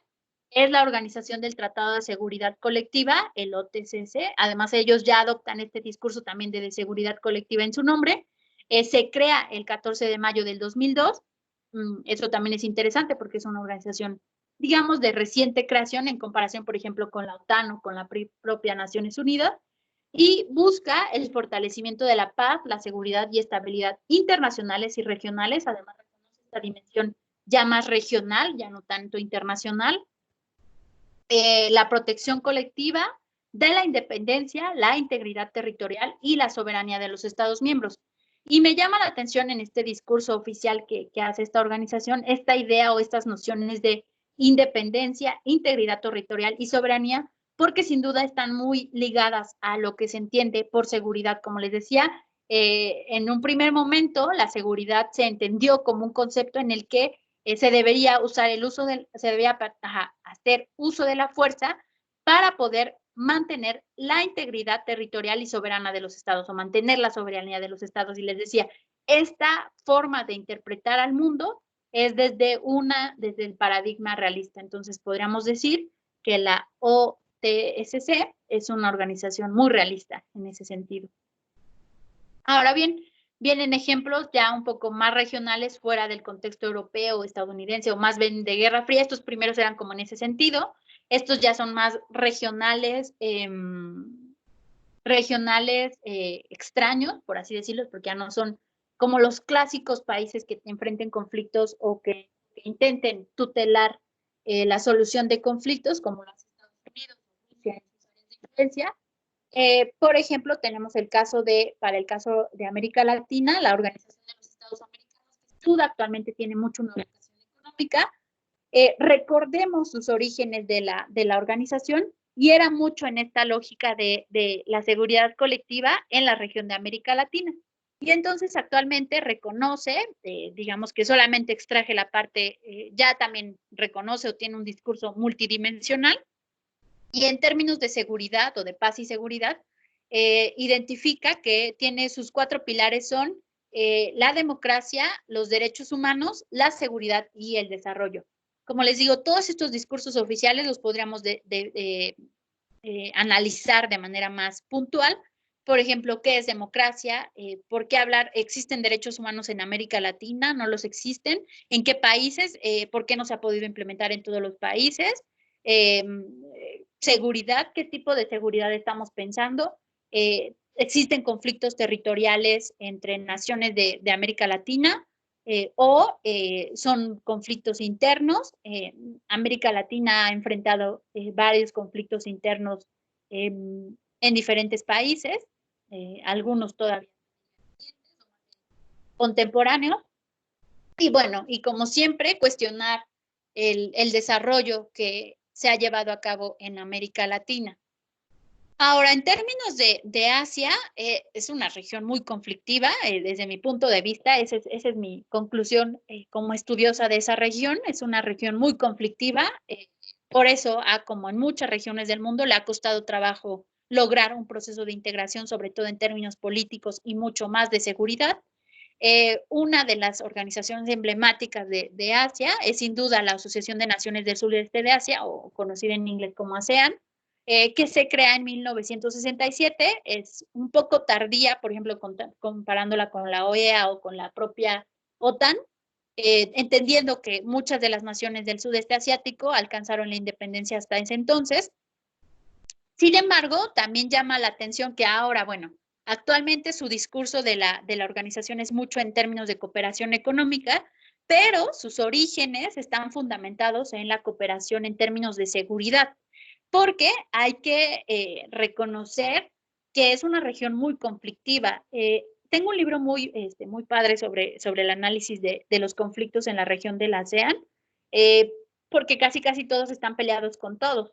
Y sin duda, además, son países que han crecido mucho, pero no al nivel, por ejemplo, de Japón o de China, que son las grandes potencias de esa región.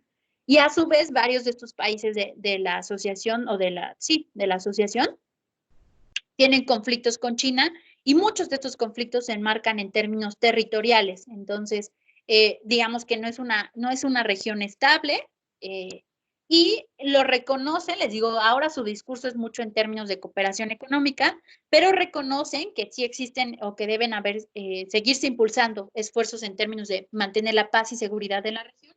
Y entonces, no recuerdo si es tu tercer o cuarto objetivo de la organización, dice que buscan promover la paz y la estabilidad regionales mediante el respeto permanente de la justicia y el Estado de Derecho en la relación entre los países de la región y la adhesión de los principios de la Carta de Naciones Unidas. Además, reconocen que, digamos, que la Carta de Naciones Unidas tiene una supremacía sobre los objetivos y principios de la propia Organización o Asociación de Naciones del Sudeste Asiático. Entonces, les digo, es otra región interesante para analizar en términos de seguridad, y no solamente en términos de seguridad pensada en conflictos entre Estados-nación o conflictos internos en Estados-nación, sino hasta incluso en la irrupción de actores no tradicionales como el crimen organizado, incluso la piratería en esa región. Bueno, esos ya son otros análisis que les digo, a mí me encantaría hacerlos como más detallados, pero no me daría la vida para hacerlo. Otra organización que en lo personal me llama mucho la atención, bueno, porque igual me gusta mucho la región, es la Organización de Cooperación de Shanghái, que se crea el 15 de junio del 2001. Esta es interesante porque es una iniciativa entre Rusia y China, eso es muy llamativo. Me parece muy interesante esta organización porque digamos que dos grandes potencias se unen y miembros del Consejo de Seguridad para crear una organización que busca mantener la paz y seguridad en esa región, en la región de Rusia y China, y se adhieren a ella varios países de Asia Central, sobre todo del área de la influencia de Rusia. Rusia siempre ha sido, bueno, más bien es un fenómeno interesante o un Estado-nación interesante de estudio, porque ¿ustedes cómo la clasificarían? ¿Como un país de Asia o como un país de Europa? ¿En qué región está Rusia?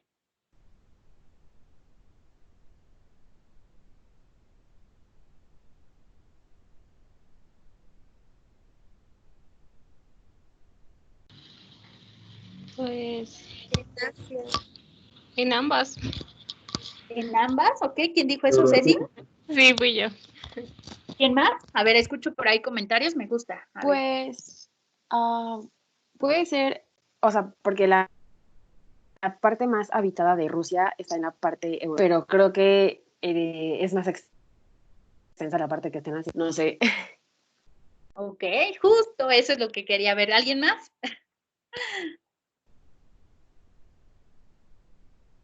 ¿Alguien más? Había visto, creo que escuché más bien, había visto, había escuchado el comentario como de alguien, de un chico por ahí. A ver, para no dejarles el crédito a las chicas, a Ceci y a Alejandra. ¿Alguna participación? Había dicho, que había dicho que era euroasiático, porque aunque están los dos continentes, pero su influencia tiene mucho que ver en Europa, por términos económicos o políticos. Por ejemplo, en económicos, pues influye mucho sus reservas de gas. Ok. Me gusta, muy bien. Pues muchísimas gracias por las intervenciones. No sé si hay alguien más que quiera opinar sobre el caso de Rusia. Para ti, Andrés, ¿de qué lado es?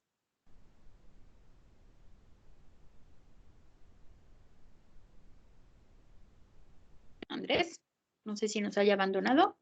Lili, ¿tú?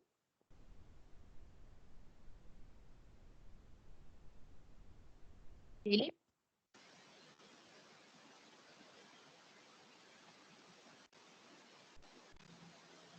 ¿Puedo participar? Ah, sí, claro, Sonia, a ver.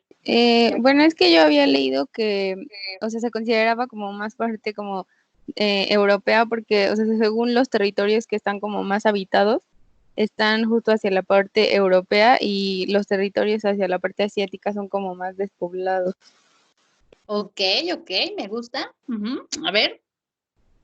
Lili y Andrés, ¿algún comentario? Ya Ya pude nada activar. Ok, ahí andas, Lili. ¿Sí? Sí, Hola.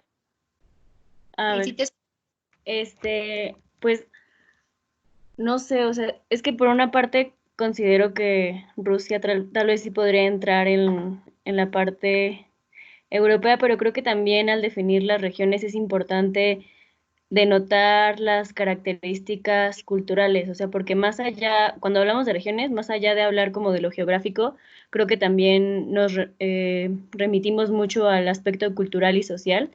Entonces, yo sinceramente no consideraría, o sea, contemplando eso, no consideraría a Rusia como parte de Europa, sino más como parte de Asia o Asia Central, porque igual de Asia contemplando a Japón y a Corea, como en esa área, tampoco entraría, o sea, está como muy confuso. Creo que lo pensaría más como en una Asia Central, junto con países como Kazajistán todos los tanes. ajá, justo, porque siento Ok, que tienen más aspectos en común y también un pasado en común por lo de la Unión Soviética. ok, muy bien, muchas gracias, Lili. ¿Tú, Andrés, por ahí andas? ¿O ya te fuiste? No, aquí sigo. La No, estabas creo pensando.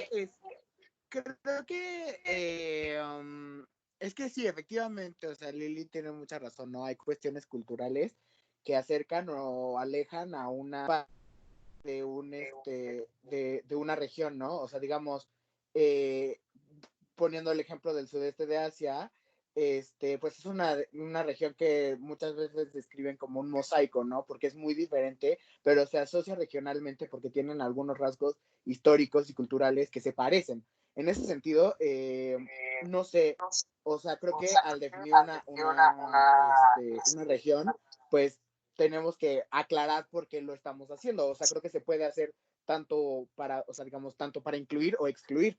Ahora, yo personalmente creo que incluiría a Europa, le incluiría a Rusia en Europa, sobre todo porque creo que en su dinámica histórica siempre estaba muy cercano a las potencias europeas. Y de hecho, a mi punto de vista, fue una potencia europea cuando todavía formó parte de los imperios pues vamos, que se mezclaban, digamos, o que tenían interacciones constantes en Europa, y también por su participación en las guerras europeas, ¿no? Bueno, las guerras mundiales, que principalmente fueron europeas.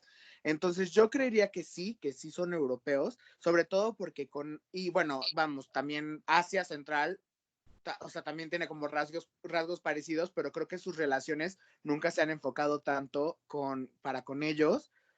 O sea, vamos, fuera de cuando fueron parte de la URSS, todos estos países que ya mencionaba Lili, de Europa, digo, de Asia Central.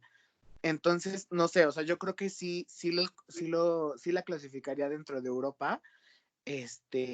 Y también, sobre todo, también, por ejemplo, por rasgos como el cristianismo, aunque, por ejemplo, en Rusia la iglesia es diferente, es ortodoxa, a diferencia del cristianismo protestante o católico romano del resto de Europa, pues creo que el cristianismo es como también base fundamental de la cultura rusa y pues creo que eso tiene en común con Europa. Entonces yo creo que, o sea, en ese sentido sí lo pondría con Europa. Ok, muy bien, pues muchísimas gracias. Fue un buen pretexto, creo que esta reflexión sobre, sobre Rusia.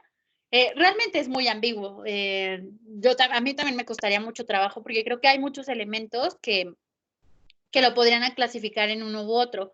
Y me parece que ha jugado con esa carta muy bien, porque, por ejemplo, veamos, les presentaba el caso de la Organización del Tratado de Seguridad Colectiva, el OTCC, y está muy encaminado más hacia Asia Central y los países de Europa del Este. Sin embargo, por ejemplo, ahorita les estoy hablando de esta de la Organización de Cooperación de Shanghái, y no es que se reconozca o traiga un discurso con los asiáticos, pero sí forma parte, o sea, se suma a esta idea de que forma parte de lo asiático. Digo, no lo alcanzan a ver, pero les sugiero que lo revisen. El logo de la organización arriba tiene el nombre en chino y abajo lo tiene en ruso. Entonces, digamos que esto habla de sus esfuerzos por tratar de integrarse con los asiáticos y creo que ha sabido como jugar con esta carta en beneficio de sus intereses. O sea, al final el hecho de que tenga esta extensión territorial tan grande le ha permitido irse hacia otro. Y me gusta lo que comentaba Brandon respecto a lo euroasiático, porque al final también es otra dimensión bajo el que lo podríamos definir, aunque créanme que esta definición de lo que es lo euroasiático es más compleja de lo que parecería. Entonces, bueno, ya espero que lleguemos más a esas reflexiones cuando veamos procesos de integración regionales y espero que así sea, para que sigamos con este tipo de reflexiones. Y finalmente, a ver si me deja cambiarle, sí. Finalmente, ya también en términos regionales, podríamos hablar de la Liga Árabe. Digo, fue muy difícil, la verdad, de encontrarla. Sé que está la página en inglés, pero no sé por qué no pude entrar. Lo intenté varias veces, entonces no encontré el objetivo tal cual que define oficialmente la organización en la actualidad. Pero sí podríamos verlo en términos de esta noción de buscar la independencia, en términos de mantener la paz y seguridad. O sea, un país no puede estar en paz si no si no es pleno, es independiente plenamente. Entonces, ese es un esfuerzo y como otras organizaciones de vocación regional actuales, su discurso es mucho en términos más bien de cooperación económica, aunque como les digo, no hay que olvidar estas raíces que más bien yo las ubico en términos de seguridad. Y otra organización que es la Unión Africana, en su momento la organización de la Unión Africana que se creó en el 25 de mayo del 63, pero que evoluciona a la Unión Africana en 2001. En términos de seguridad también establece y es muy clara con lo que busca en términos de paz y seguridad, y de manera resumida lo define como la defensa de su soberanía. Regresamos al mismo punto, o sea, no podemos hablar de paz y seguridad si no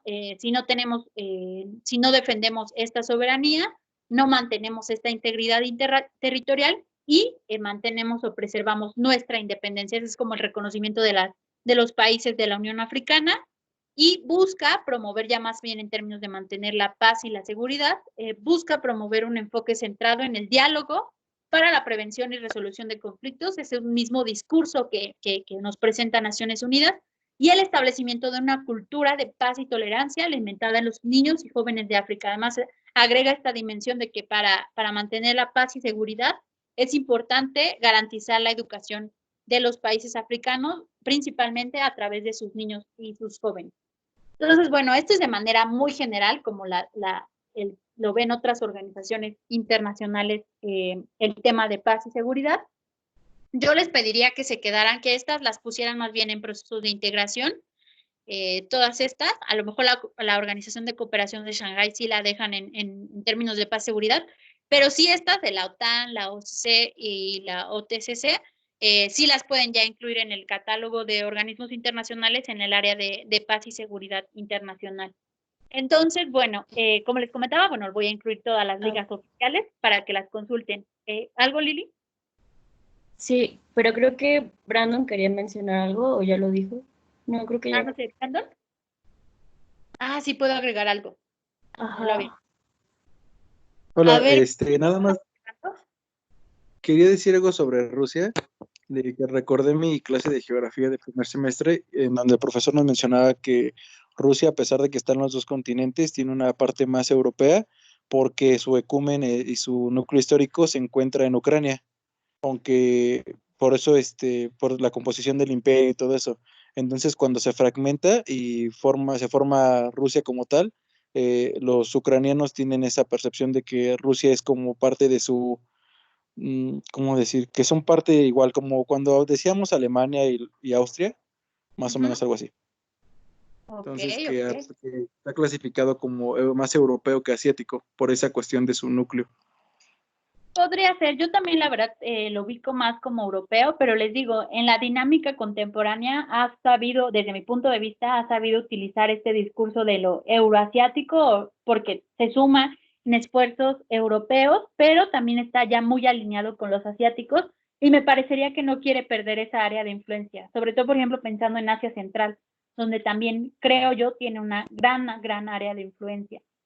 Sobre todo en términos de esto, de la influencia, ya de lo que comentaba, por ejemplo, Lili y Andrés, en términos de identidad cultural o histórica, yo sí lo pondría más del lado europeo. Pero bueno, son las ventajas de tener un territorio tan grande que le permite jugar con estos discursos integracionistas. Pues bien, no sé si hay algún comentario, yo según iba a acabar más temprano, la verdad es que sí ocupé las 2 horas, lo lamento, pero... Iba a ¿Sí? mencionar algo rápido. Sí. Que creo que entender estos procesos de integración sería más fácil, como justo ya lo mencionabas, viendo el contexto histórico en el que surgen. Y, o sea, un caso es la Unión Africana, que la organización anterior a esta era la Organización para la Unidad Africana, y que surge no tanto en un sentido de seguridad como se piensa actualmente, sino más como en un sentido de panafricanismo, o sea, de la unión de los pueblos de África, y también que en ese entonces, cuando surge, se contraponían sobre todo al colonialismo. Entonces, creo que justo entender y como comprender mejor estas organizaciones y sobre todo esos procesos de integración, sería lo más viable como verlos de una forma histórica. Exacto, justo. Yo insisto, por eso les hacía este llamamiento por eso lo incluía las fechas de fundación de cada una, porque nos ayuda mucho a entender cómo se crearon y cómo han evolucionado, sobre todo para también ver la actualidad de lo que ha sucedido con estas organizaciones. Les digo, ya algunas profundizaremos más en su momento, seguramente, y esa es la otra idea, y no sé cuándo se las voy a asignar porque ahorita están haciendo el de cooperación, pero la de procesos de integración también es un trabajo en equipo. Solo debo definir todas las organizaciones regionales que me gustaría que analicemos. Entonces, pues voy a revisar con más calma este fin de semana y yo creo que el lunes ya estaré indicándoles la nueva dinámica. Entonces, no sé si hay algún otro comentario, nos quedan 4 minutos, alguna duda, comentario. Yo, profesora, ¿puedo Pues hacer yo un nada breve más anuncio? ¿Sí? Perdón, lo mismo es de la clase, entonces no sé si me regala unos minutitos al final, un minuto. Sí. Claro, a ver si hay dudas como de tareas o así, si quieren después de las 9 nos quedamos un ratito, pero si es particularmente sobre el tema, si hay algunas dudas para ya ir cerrando la sesión de hoy y el tema. Pues yo nada más quería agregar una cuestión como de identidad que, o sea, creo que casi todos los países forman parte de procesos de integración debido a la identidad o sea, digamos, con un sentimiento de identidad con una región en específico y o sea, y creo que también hay que ver digamos, con quiénes se asocian estos países para trabajar, también para entender, digamos, cómo regionalmente ellos se identifican o ellas se identifican.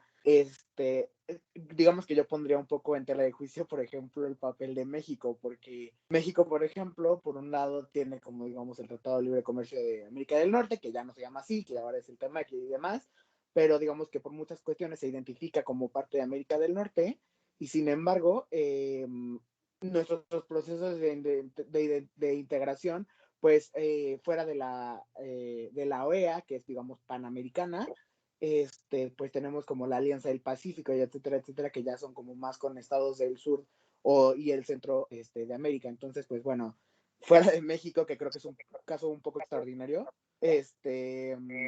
sí me preguntaron, o sea, sí les diría como, vean con quiénes se asocia cada país para que entiendan como, digamos, su identidad regional, en el, pues, digamos, en contextos de regionalismos, ¿no?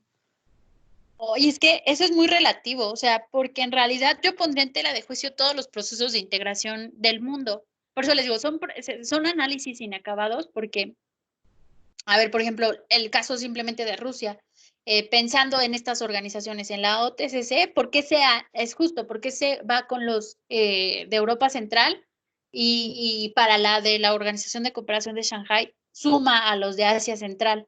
Entonces, me parece que al final de cuentas todos caen en este juego de la identidad en favor de o en beneficio de sus intereses. A lo mejor porque soy muy realista, yo lo veo así. O sea, al final de cuentas, yo siento que los procesos de integración responden a cuestiones más bien de intereses particulares que les permite, o sea, identifican como, a mí me interesa esto y si me sumo a este proceso de integración, los beneficios que voy a obtener son A, B, C. y muchas veces yo siento que en la mayoría se deja de lado la parte justamente que comentaba Lili, la de identidad cultural, y que más bien se utiliza como pretexto para sumar algunos o para mantenerse o legitimar ese proceso de integración. Pero en el fondo, o al menos porque también soy muy, bueno, lo veo en términos muy económicos, muchos de estos procesos responden a este tipo de intereses más bien económicos, sobre todo cuando veamos otro tipo de procesos de integración. Estos les decía, son más bien de tipo de seguridad, pero no lo sé, es muy relativo, créanme. Es muy polémico este tema, pero bueno, yo esperaría más bien, ¿qué les parece si lo analizamos con más detalle cuando lleguemos ya finalmente a procesos de integración regional, en donde vamos a ver esta dimensión de lo regional y de lo transregional? ¿Vale? No sé, ¿algún otro comentario? ¿Alguna duda? Perdón.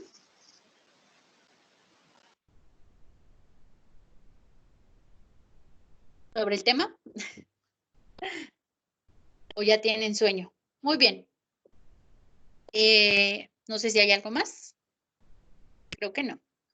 Muy bien, pues bueno, entonces damos por concluido este tema. Yo sé, a ver, se los digo con toda la sinceridad del mundo.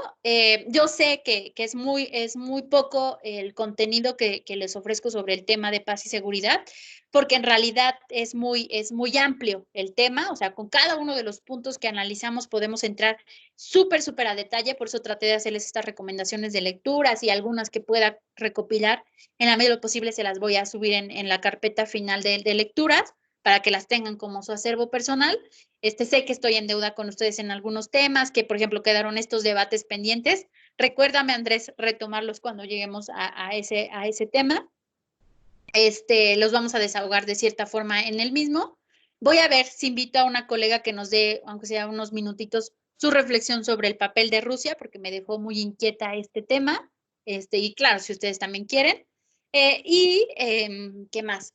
Y pues ya, les digo, les ofrezco una disculpa por no haber extendido más sobre el análisis de algunos, sobre a lo mejor ejemplificar un poco más sobre algunos casos, y les digo, y cualquier duda, pues también les sugiero mucho que consulten las páginas oficiales de las organizaciones que en un ratito voy a empezar a postear. Entonces, no sé si hay algo más, sobre todo, bueno, ya son las 9:02, entonces quienes quieran, digo, ya los que quieran retirarse, con mucho gusto, nos vemos el lunes para iniciar con el tema del orden económico internacional, ahora para pasar a esa otra esfera escabrosa del sistema internacional. Entonces ya se pueden retirar y quienes tengan dudas sobre no sé, la tarea, sobre o algo en particular que quieran que resolvamos, de aquí a las 9:10 o 9:15 podemos quedarnos. Entonces, me quedo con los que... Perdón, yo quería decir algo, pero al grupo, que no se vayan, por favor. A ver, espérense, entonces, den unos segundos. A ver, entonces, un aviso parroquial. Rápidamente, la Red Mundial de Jóvenes Políticos está organizando un modelo de Naciones Unidas. Se está trabajando para hacerlo vía virtual, por lo de la contingencia. Entonces estamos buscando quienes quieran participar. Si alguien está interesado, yo sé que ahorita hay mucha tarea y mucho que hacer, pero igual por si tienen un ratito libre o les gusta mucho lo de los modelos, me pueden mandar mensaje y les digo qué es lo que estamos trabajando. Entonces, si alguien está interesado, mi nombre es Brandon Palomo, me encuentran así en el grupo de Facebook.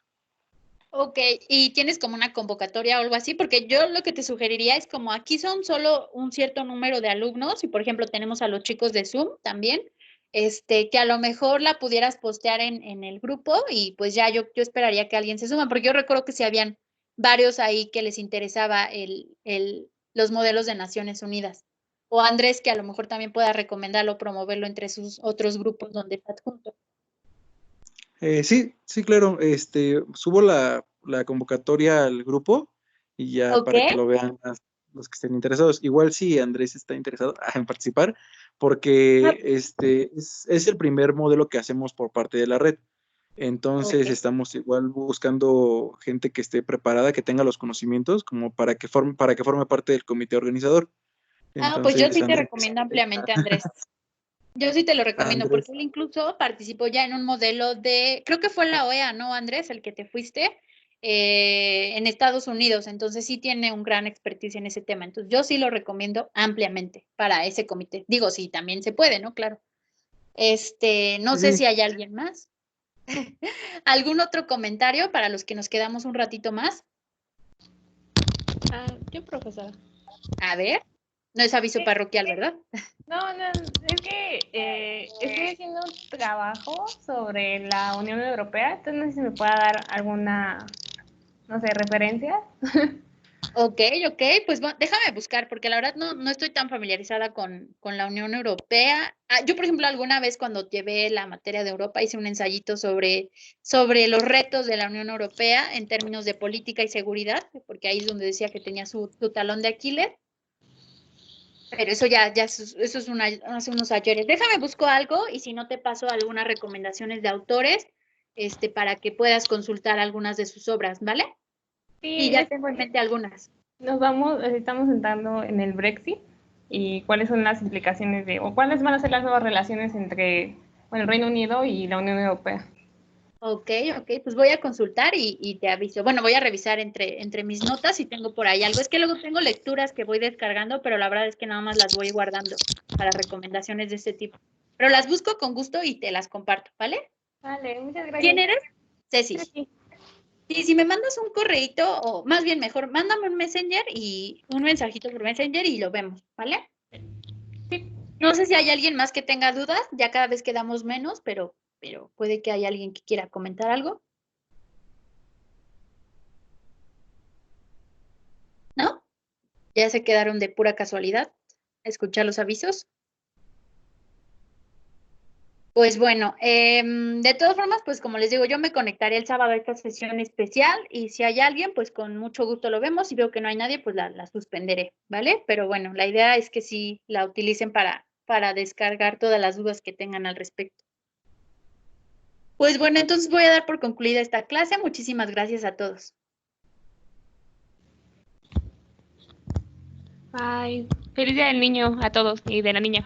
Sí, gracias, Ceci. Sí vi tu comentario. Muchas gracias. Adiós.